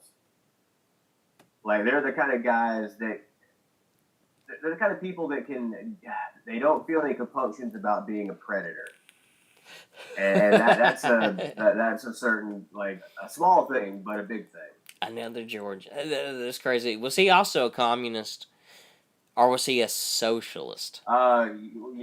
He was, well, see, what's the difference? Thing, that's a I don't know, because it's socialism, Marxism, communism. Like I think I really don't know. I need to look into that a little more deeply. I mean, I wonder if it's like a rose by any other name. Yeah, like that kind of thing. You know, a different vein of the dog. You know. But I just don't know. You hear that a lot, like a socialist, a communist, a Marxist. Okay. Unless they're just synonyms, which would be really, really like linguistically clunky to have that many things. Yeah, we could pare that shit down. I'm feeling like a socialist might be the entry level to what communism essentially brings. You know, and this is totally an answer of ignorance. So if you're actually listening and if you made it this far, correct me. I don't give a fuck, really, seriously. I would love to be educated, but I really feel like that. Like that's probably what socialism is. It's the first stage of stage 3. I mean, I've never heard of a sense where it works. I really never. Communism. Cuba. I mean, it's been working in Cuba for like the last half century or so. That is crazy, and I feel like those people are miserable. Probably. Is that what's in our cards? Just misery? I mean, I'm already there. I mean, I feel like I can. I feel like I could seriously assimilate with it. If you're married, you've already experienced communism. I'm just gonna put that out there. If you're married, you've already been assimilated, bro. Just lay down on that red flag, bro. Don't fight it. You don't have the means to. You're tied up in youth soccer, youth baseball, and youth football. That's where your funds are invested at. You don't have the money to fund a war. It is crazy, man. It is fucking crazy that I can't believe I just said that. That is pretty fucking funny. But Mortal Kombat, god dang it. We gotta finish talking about it. Yeah, you know how we do. We'll get there eventually. We're just gonna take the scenic route. I still can't get over the very beginning. Now, she might have said that when she was talking about how Jax got his tattoo. Do you remember that part? You watched the whole thing, right? You didn't hate it so much that you fucking said, fuck this movie at 30 minutes in, right? Well, no, but the very first day, I said, fuck this movie for tonight about 20 minutes into it. Okay. Now, this wasn't the only reason you signed up for HBO Max, was it? Because I would feel... they have a bunch of cool stuff on there. They have Studio Ghibli and DC and Cartoon Network, so all, you know. Okay, good. Because cool. I would feel so bad if I was like, hey, get HBO Max so we can watch Mortal Kombat and talk about it. I think it was worth it. It was, like, there were parts, like, for example, like I said, Cabal looked cool as shit. Kung Lao, the way they had him look was, like, video game perfect. I mean, yeah, it was a very... He looked like what you imagine Kung Lao would look like. He even kind of rocked the hat. And the hat it's a giant fucking bladed hat. All right, so Dude. that's gonna look kind of impractical no matter how you do it, but it worked well. Beautiful That was point. Cool. Fucking beautiful. Like I think they wasted Nathan Jones. I don't even know who played Natara, but I have no idea. Oh yeah, and also now Nathan Reiko, Jones. General Reiko is Shao Kahn's guy, not Shang Tsung. Now Nathan Jones, is that the giant Australian he was talking about? Yeah. He's huge, but you didn't get a sense of that in the movie because he really didn't stand by anybody. Yeah, dude. If it's not on, dude, if I get the fucking DVD of this and it's not on the deleted scenes where you can see the scale, because there was nothing about General Reiko that felt special, and it's like, how could you make? I mean, okay, I get it. In Mortal Kombat, there's a lot of throwaway characters, and no doubt, not everyone's gonna make the fucking cut. But if you use somebody, fucking play them up to their fucking strengths, dude. Like, there should have been a sense of scale with that fucking... I didn't know that dude was that tall. Yeah, but he's massive. And his whole thing is being huge and intense. And they robbed him of being both of those things. That sucks. That would piss me off. If I had that fucking... If I had that fucking catalog of fucking ideas that, you know, the backstory belongs to, and they fucking neglected that, I would be fucking pissed, dude. Yeah. Like, they didn't give him anything. Like they didn't give him any of his abilities, man. I thought Liu Kang looked good. I thought the actor that got to play Liu Kang looked good. The actor that got to play Shang Tsung, he was doomed, right? Like they should have just recast Hiroyuki Tagawa. He just recast him. Yeah, dude. With Shang Tsung, dude, there was nothing intimidating about him at all. Like, at least with the first movie, the first Mortal Kombat that first came out in, 95, we was talking about, that Shang Tsung, he kind of looked scary. Like, there's something... He totally did. He looked intense, man. Those eyes and those nostrils. And, like, you know, I mean, he was just... They should have recast him. No one would have complained, right? It'd be like... No, not at all. J. Jonah Jameson with J.K. Simmons. No one's going to complain. They're going to be happy. I couldn't believe it, really. Shang Tsung was a big problem for me, even as a guy who kind of liked the movie. Shang Tsung was just so not intimidating at all. No. He's a goddamn sorcerer. He tore some dude's soul out. And I still didn't buy him as a threat. He looked like an effete soy boy. I mean, dude, there was nothing about... You're like... Oh, you can steal souls? I bet I could still beat your ass, dude. Yeah, I just shoot you in the face with a laser beam. I mean, for Jesus. some reason, it's magic. Yeah, the whole Arcana thing. But here's my favorite one. My absolute favorite one is Jax. Okay, so he gets his arms, okay, yada yada. All right, so you mean to tell me that, like, what would it be, like, Shaolin magic metal cybernetic bullshit? Like, I mean, that's because they gave him like these little baby arms, these little baby robo arms. Yeah, like Shaolin monks. Like, so you mean to tell me that they understand like cybernetics? Like, are they tinkering? They want to go to MIT? Like how do they have? What is going on here? Is it magic? So Jax's ability is to be able to spontaneously create cybernetic components? That's fucking terrifying. Like that's like what is that? Like why his Arcana? Like the whole point about the Jax losing his arm, that's happened a few ways. Ermac ripped him off in Mortal Kombat 9. I think Kintaro ripped him off at one point. Goro ripped him off. But one of my favorite ones was in Mortal Kombat Annihilation. Jax, the reason he got those cybernetic implants is because he felt like he couldn't keep up. He's fighting gods and monsters and demons and sorcerers and ninjas, and he felt like he needed to be able to keep up with the pack, so he got these cybernetic arms. Yeah, I thought that was a really interesting idea, especially with somebody as powerful as Jax. Yeah, it's kind of an interesting character moment. It really is, because it's more, you're not taking away power from Jax, because the cybernetic arms, or whatever you want to call it, that's a sense of him being bested by somebody. You know, where, oh, my arms got fucking ripped the fuck off. Yeah. Listen, I like my Jacks to have the foresight of listen, I'm fighting gods. I think I need to have the Deus Ex treatment. I need to fucking make them. What I need is Iron Man suits for my arms. Yeah, I like that. I like that version better than like, oh man, I fucked up. Yeah. Fucking Air Max ripped my arms off. Seriously? Like, even then, Imagine waking up from that. Things they did that I didn't understand. I did think it was cool when Jax had the when he was about to fire that weapon at Sub-Zero, but Sub-Zero like grabbed it and froze the bullet before it came out. I thought that was kind of a cool visual.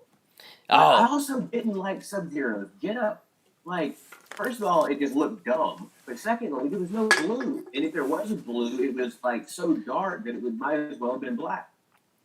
Yeah, I never, dude. Honestly, I never really thought of that.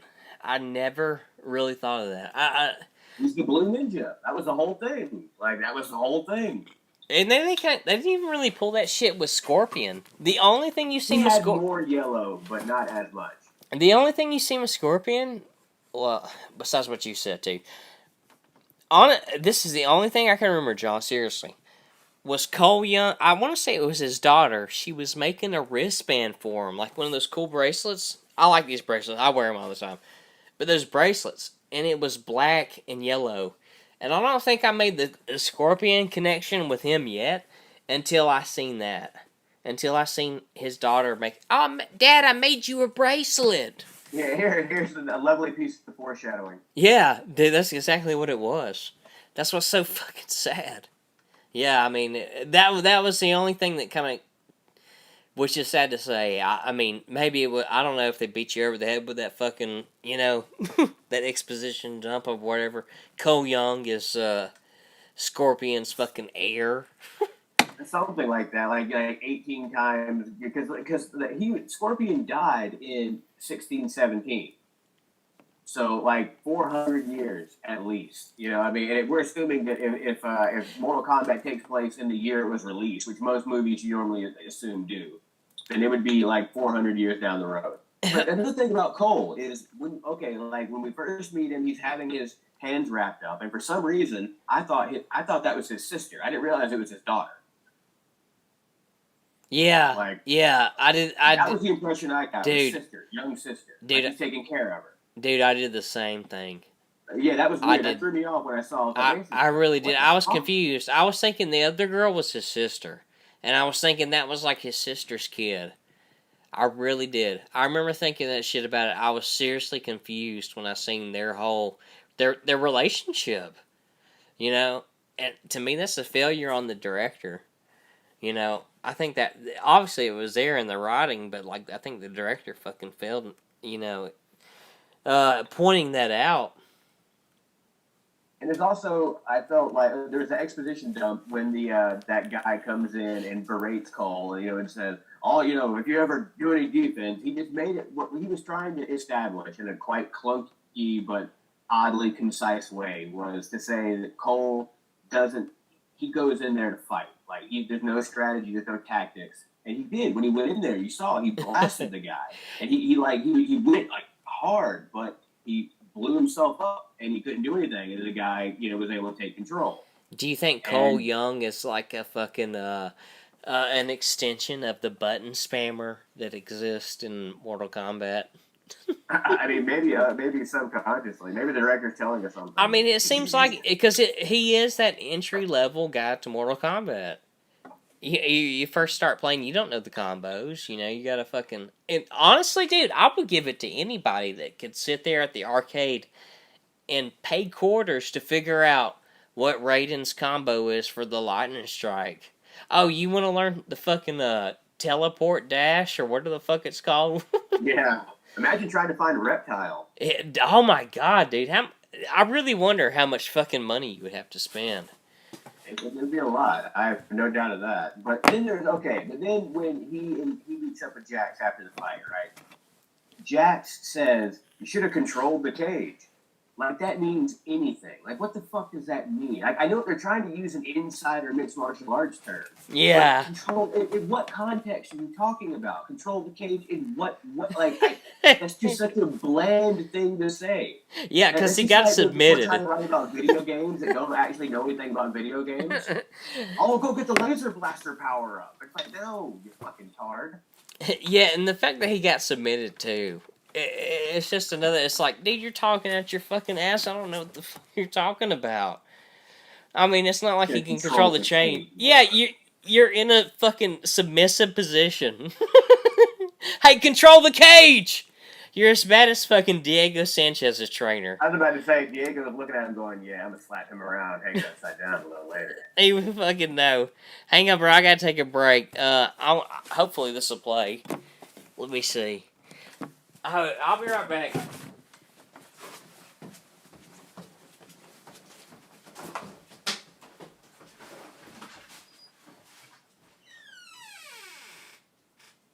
Stop taking your generic multivitamin. I'm going to fill you in on a little not-so-secret secret. Most multivitamins just flat out don't work. Now, why don't they work? Well, beyond the fact that multivitamin manufacturers deliberately underdose the ingredients and use the cheapest possible forms of each ingredient, forms that your body can't even absorb so they can maximize their profits, generic multivitamins aren't designed for you. You are unique. You have unique health issues or health and fitness goals that you want to achieve and are different from the hundreds of millions of other people out there buying the exact same multivitamin. At Umzu, we do things differently. All of our supplements are designed to help you naturally address very specific health goals. Got cold hands and feet or other blood flow issues? Try Redwood. Are you constipated or just ready to flush out a few pounds of toxic poop in your colon? Try Zupu. Need help with balancing your hormones?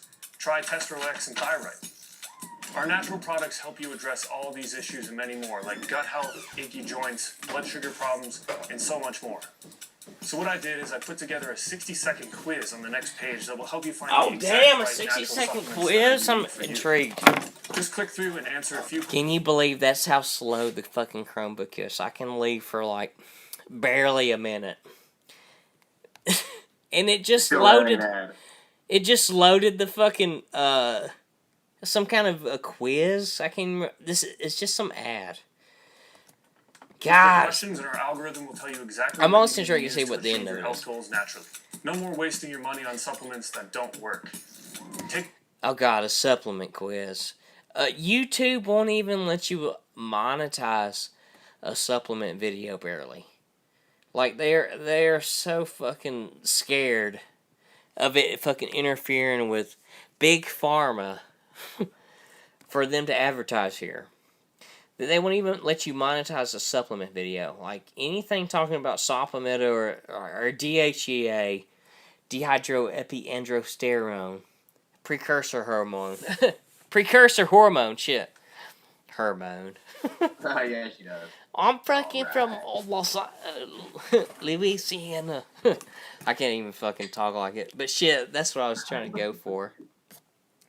Yeah, the fucking water boy.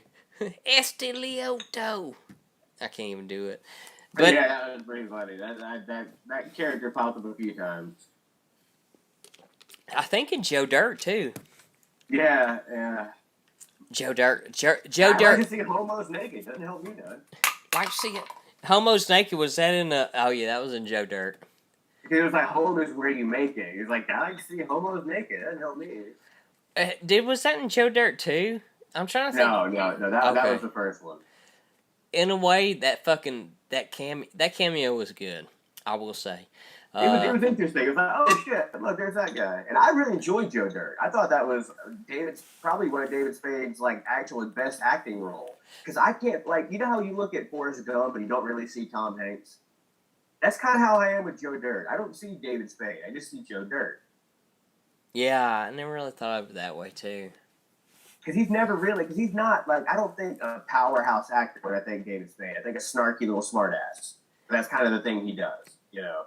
But Joe Dirt was like a good-natured idiot, you know, had a heart of gold.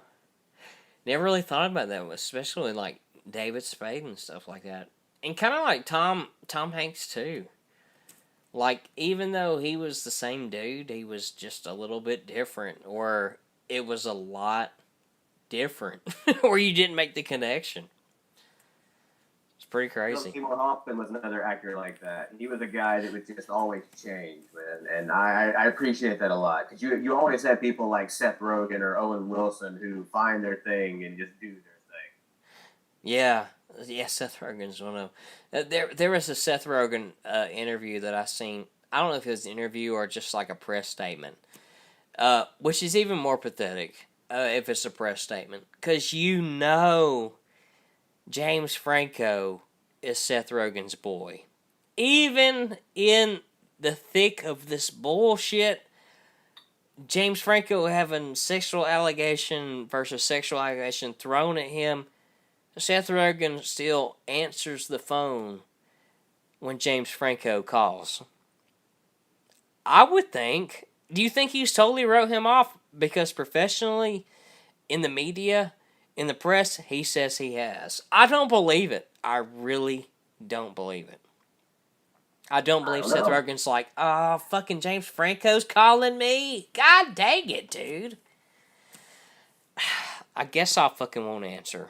Yeah, but he says... I mean, like, I don't know, because allegations aren't proof of anything.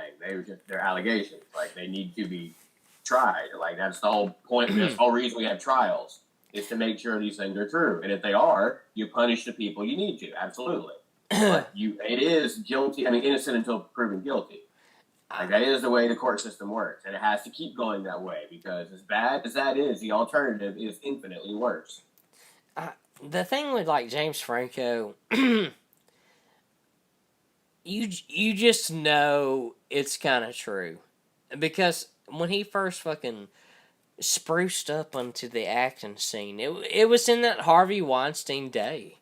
You know, and I could just see those Harvey Weinstein, the casting couch, fucking reviving with him.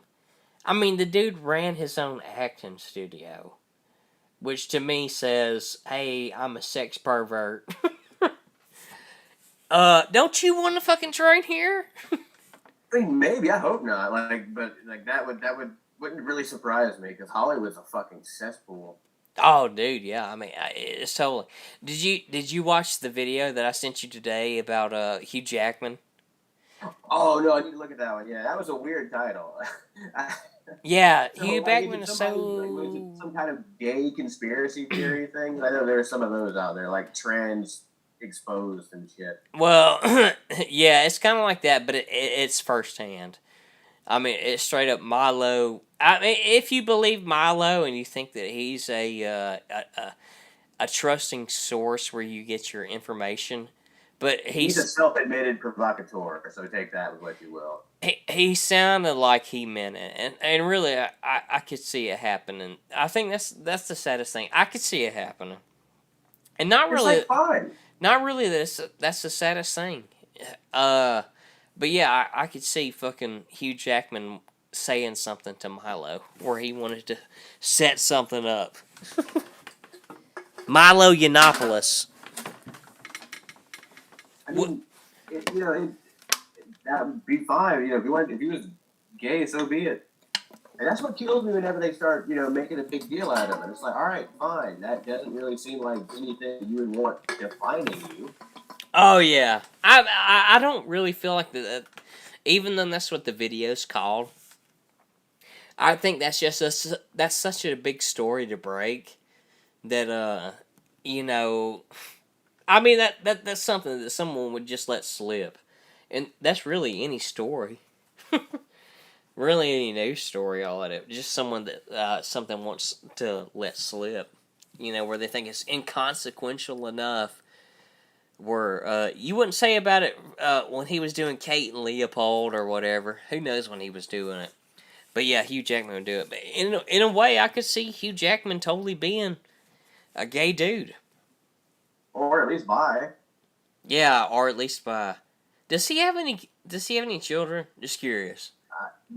I couldn't tell you. I believe he's married, but as the kids, I'm not sure. Yeah, I'm actually curious about. I've never heard anything about his kids. I mean, for whatever that's worth, I've never heard about Hugh Jackman's daughter or anything of that nature. Let's see, Hugh Jackman. I'm actually curious now. But yeah, I couldn't believe it when I first heard it. I said, "Damn!" But I was like, "Does Hugh Jackman even have any kids?" I know he's been married, but yeah, I could totally see him being like a. Do you remember when that shit came out about The Hobbit, where they said that every cast member in The Hobbit, or 90% of The Hobbit, was gay? I know Ian McKellen is, but I didn't know about anybody else. But Oh yeah, that dude that got Luke Evans. You know what I'm talking about, the guy from Dracula Untold. Oh yeah, that's right. The one who looks like Will Turner. Yeah, totally. yeah. Yeah. Which is even weirder because Orlando Bloom is in that movie. Yeah, kind of a more masculine too. Will Turner. I can see that. Yeah, a little, not a little e-boy, like someone like it was Will Turner after he'd been on sea for on a ship for a couple of years. That's what's crazy too. But that's what's crazy about that shit too. It's like you could see the guy with more machismo being the gay dude than you could like Orlando Bloom, which makes sense too. Because I mean that's just how girls are these days.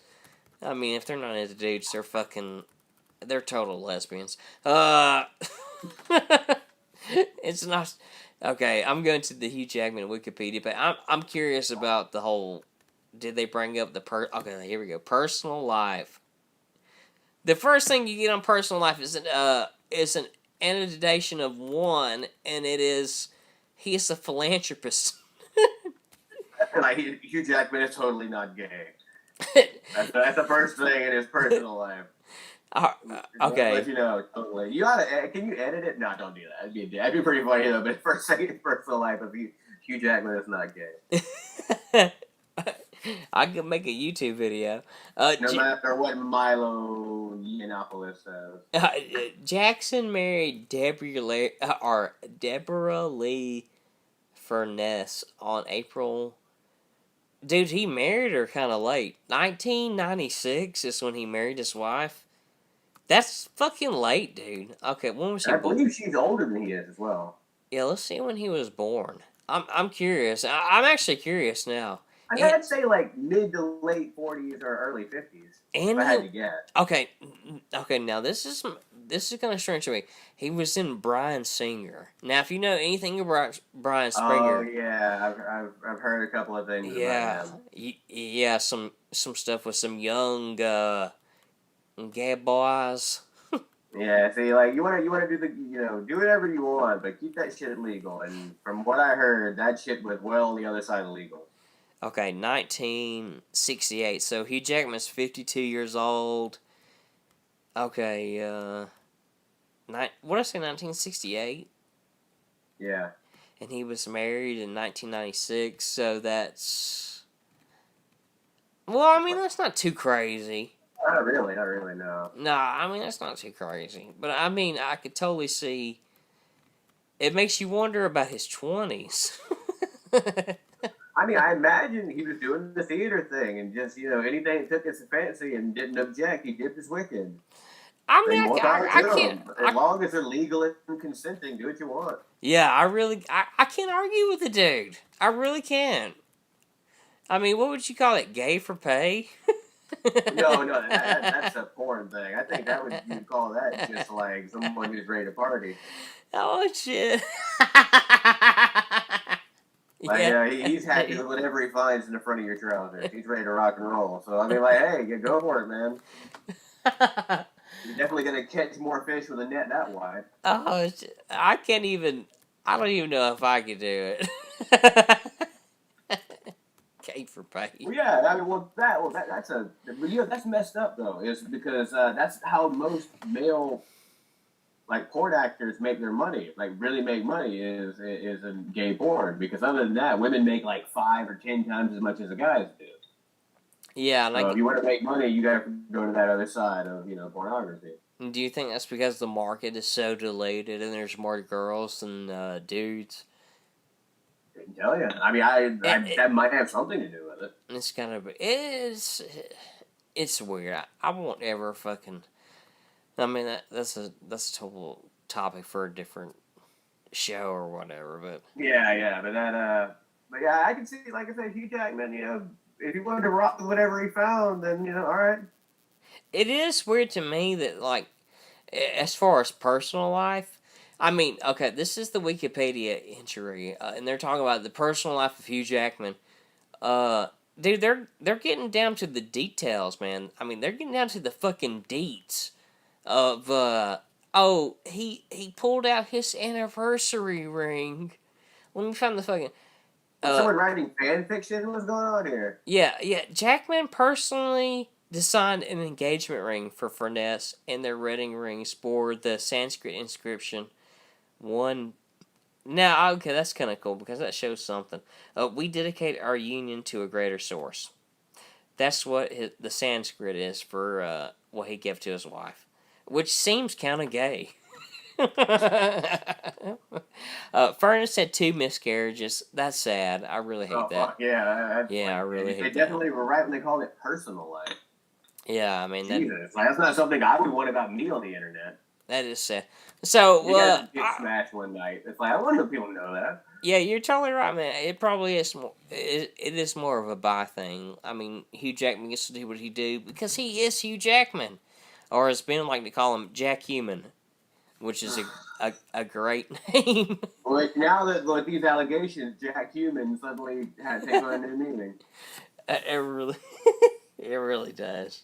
That's an awesome. Like, there needs to be a gay porn star called Jack Human. Jack Human. It's kind of like Buck Fiden. Ben's got a fucking talent for making those fucking those new names for these. Buck Fiden was great. Like that took me a minute, but when I realized what it was, I was like, oh, okay, all right, golf clap. All right, good on you. That was slick. Cause I didn't recognize it for a minute. Then one day I just happened to look at it the right way, and I was like, okay, I like doing shit like that. Fine. It is clever. It could be a name. It could just be a guy's name. Like his nickname's Buck, his last name's Fiden, you know? And Buck Fiden. That's who I was like, who the fuck is this guy? I don't know anybody named Buck. So it took me a minute, but when I got it, I was like, all right, yeah. Buck Fiden. I'll upgrade the golf clap to that Picard meme clap. Yeah. But Mortal Kombat, I mean, seriously, are you not on board for a second one?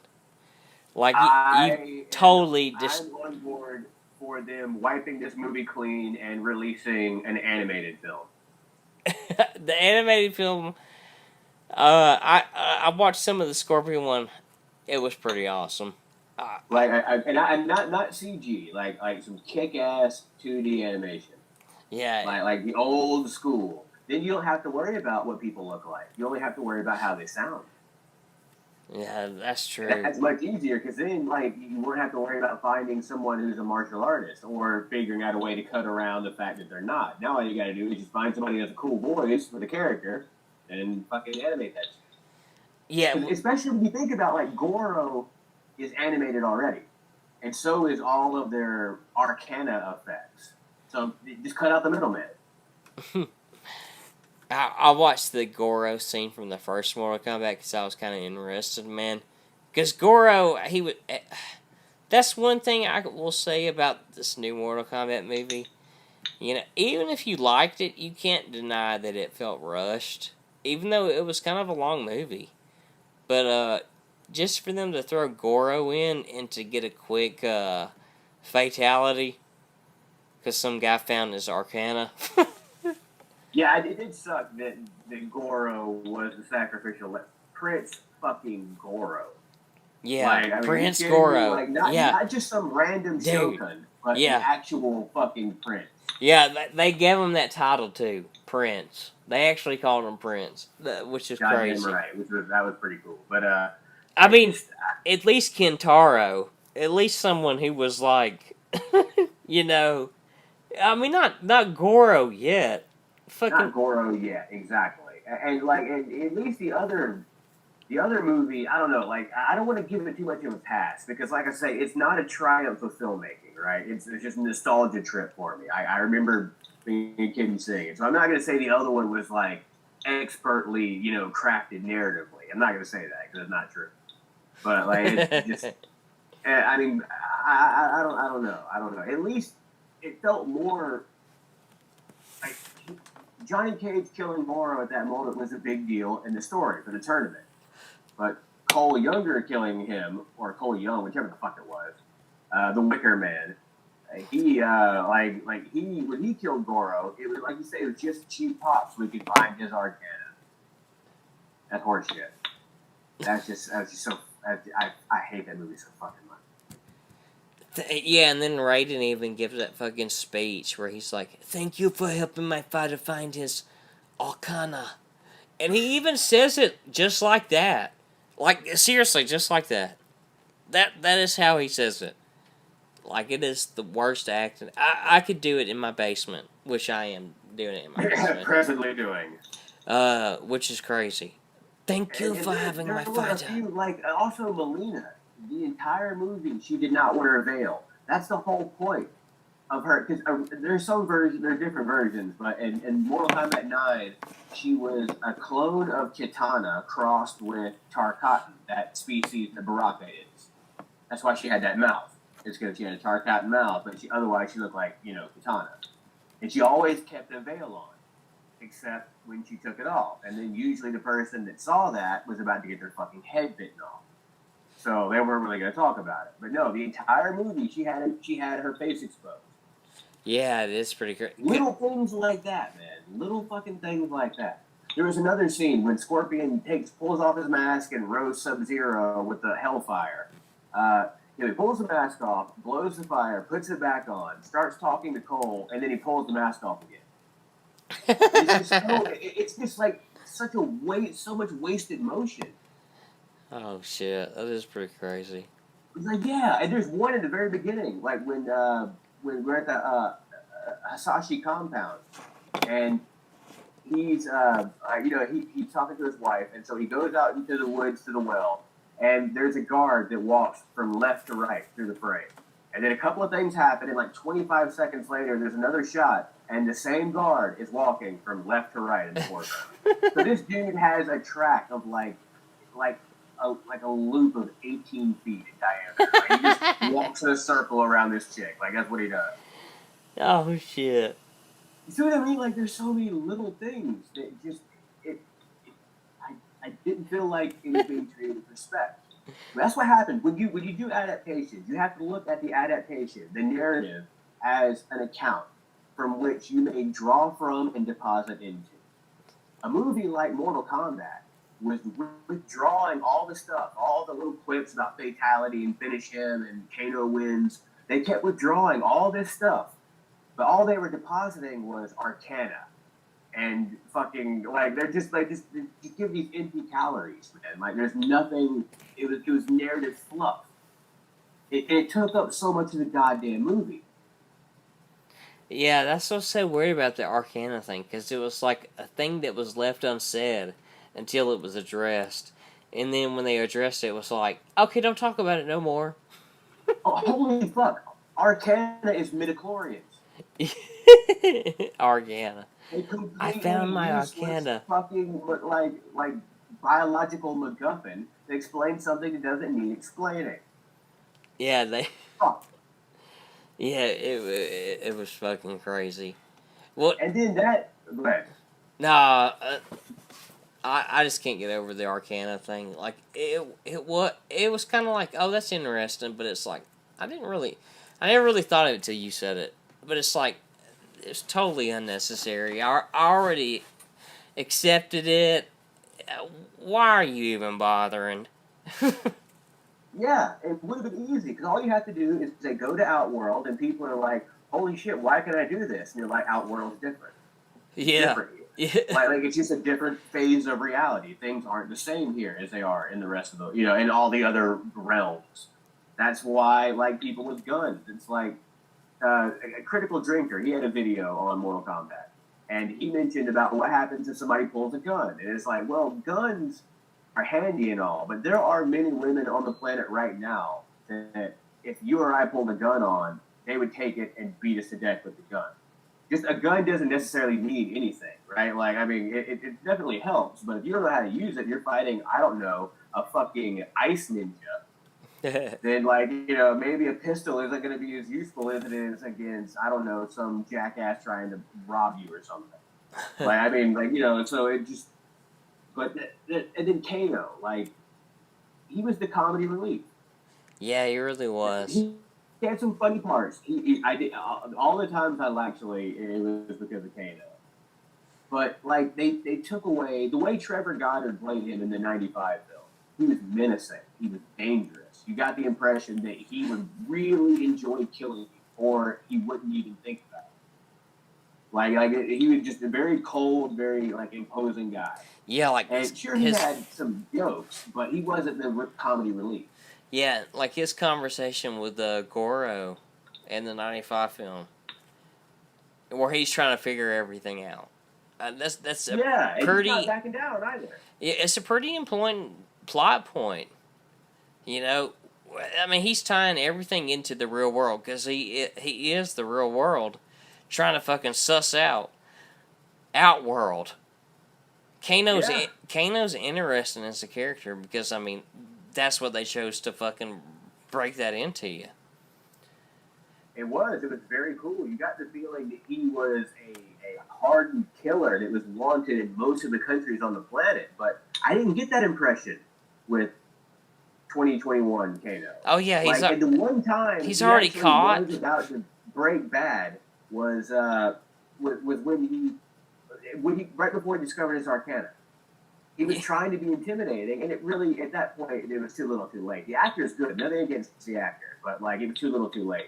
And then they immediately undercut it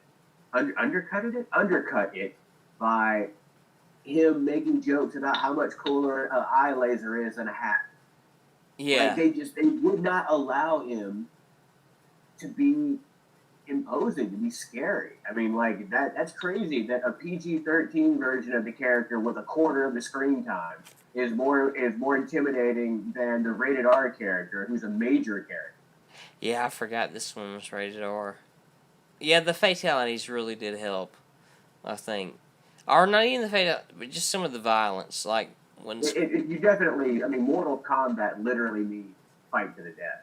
Like, that is literally what Mortal Kombat means.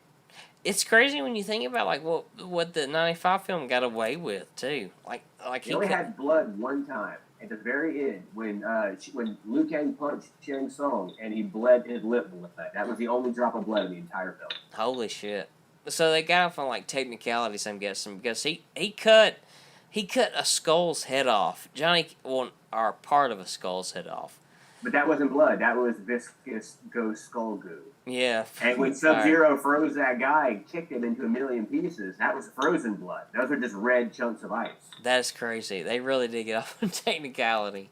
That is pretty funny. Hey, I like it. Like, yeah, it worked. I mean, yeah. Although I do think that Mortal Kombat, I mean, it should have been at least a hard PG-13. You could get away with more PG-13 in 95. But, I mean, like, I think they wanted kids like me. They wanted kids like me in the theater, so they made it PG-13. Like that's why. Like, I mean, I was the target demographic. Me and the people a little older and a little younger. Like, we were right. I was like 8. I was right there with right in that cross section. Probably on the slightly younger end, but still, like that. So they embraced the R in this one quite a bit. Here's another thing that pissed me off. It's another nitpick. Sonya is fighting Melina at the end. And she does her Arcana, that little ring thing, which, like I said, was not Arcana in the video games. It was a gadget she had. There's no need to make it fucking magical, you goddamn simpletons.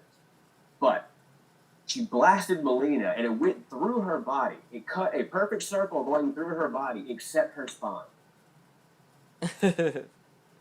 So, anybody want to clue a brother in on how that works? Like exactly fucking how? Okay, the big circle. Okay, I'll give you that. Fine, cool. It's a gory image. You see Sonya through the hole. Okay, yeah. But how did her spine stay intact? is the ring blast shaped in a way where it's like two semicircles not quite connected? I'm going to ask these questions. It does not appear that they bothered to ask them, so I will. Yeah. The fuck movie. I hate that goddamn movie so much. I really do.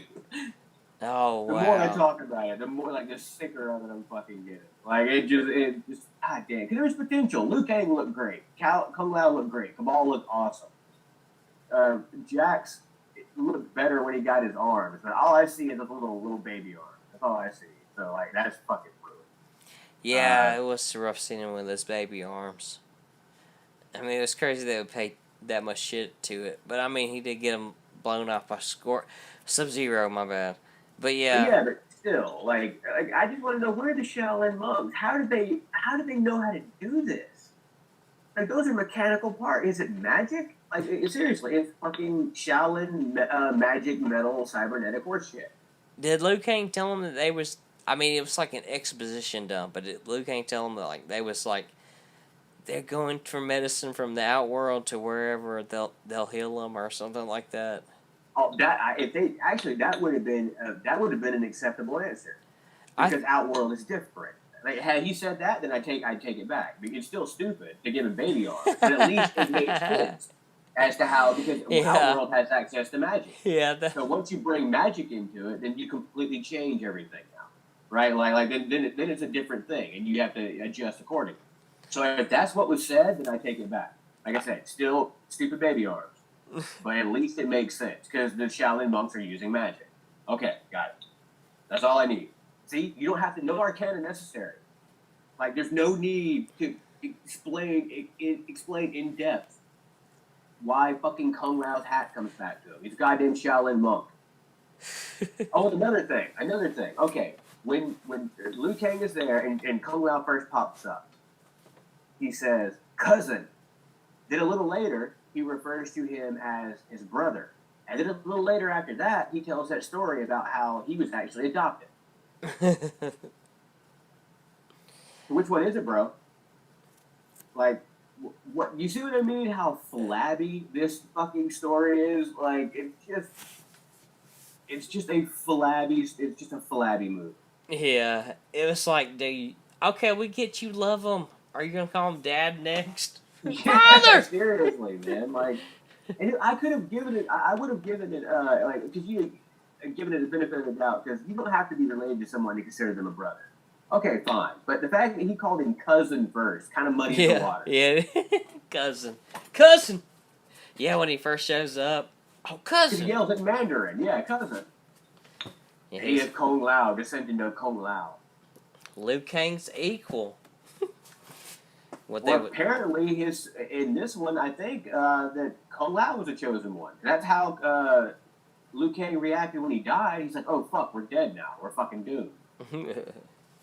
So I still want them to make a goddamn Mortal Kombat movie because all the ones they've made so far have not been Mortal Kombat. Yeah, they've been riffing off of the source material. I'm hoping that like Mortal Kombat 2 will be like that if they do a second one. Which I think they might do. I mean, they don't have any idea that the first one failed. They didn't have what killed him was Critical Drinker actually kind of said he enjoyed it. The theatrical release, I mean, which was non-existent because of COVID. Yeah, that really cushioned the blow right there. I know that. So it won't look as bad as it might have otherwise. Yeah, so I mean, they're like, well, we got to do a second one and see how it does in theaters because they still gauge that. They really still gauge that. Even though, like... I mean, that's the current paradigm. It's changed a little bit post-COVID, and we're yet to see how much it's going to change. But originally, a film, you could tell a great deal about how successful it was by its box office draw, in relation to its budget, obviously. But, like, I mean, so yeah, that was how they got their money back, I imagine. When you have, like, a movie with everything, the budget and the advertising and all that costs $400 million. $500 million is only $100 million profit. That is not much. Yeah, I'm almost interested to see, like, because streaming is so much different. I wonder how much streaming has affected the game, as far as like DVD sales and everything like that. Because that's one thing that's just been an accessory of it. the original cost. Even though it costs more to make like physical copies and stuff like that, but digital, you know, it's like we didn't have to fucking print any DVDs. People could just fucking stream it on HBO Max. You know, that's got to be a return of somewhat. I mean, if it's not a return, you're at least cutting out a section. You know what I mean? So, like now you don't have to worry about, like you said, actually printing physical copies. Because that costs. There's no doubt about it. Oh, yeah. Yeah, I definitely I've always for liked office. a physical copy. Like, I always like, especially like a special edition, really cool looking thing with a cool kit. You know what I mean? Like, I like things like that. Yeah, it's got to be like that for me to warrant the purchase now, too. I just won't buy anything. It's crazy. Because I'm like, dude, I'm running out of DVDs. I've already got craziest fucking DVDs in the world on my fucking shelf.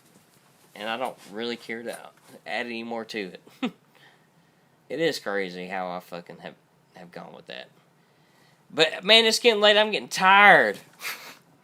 I'm getting fucking tired. We covered Mortal Kombat pretty consistently. We took a few turns there, but we always came back to it. We did better than almost any other topic we tried to.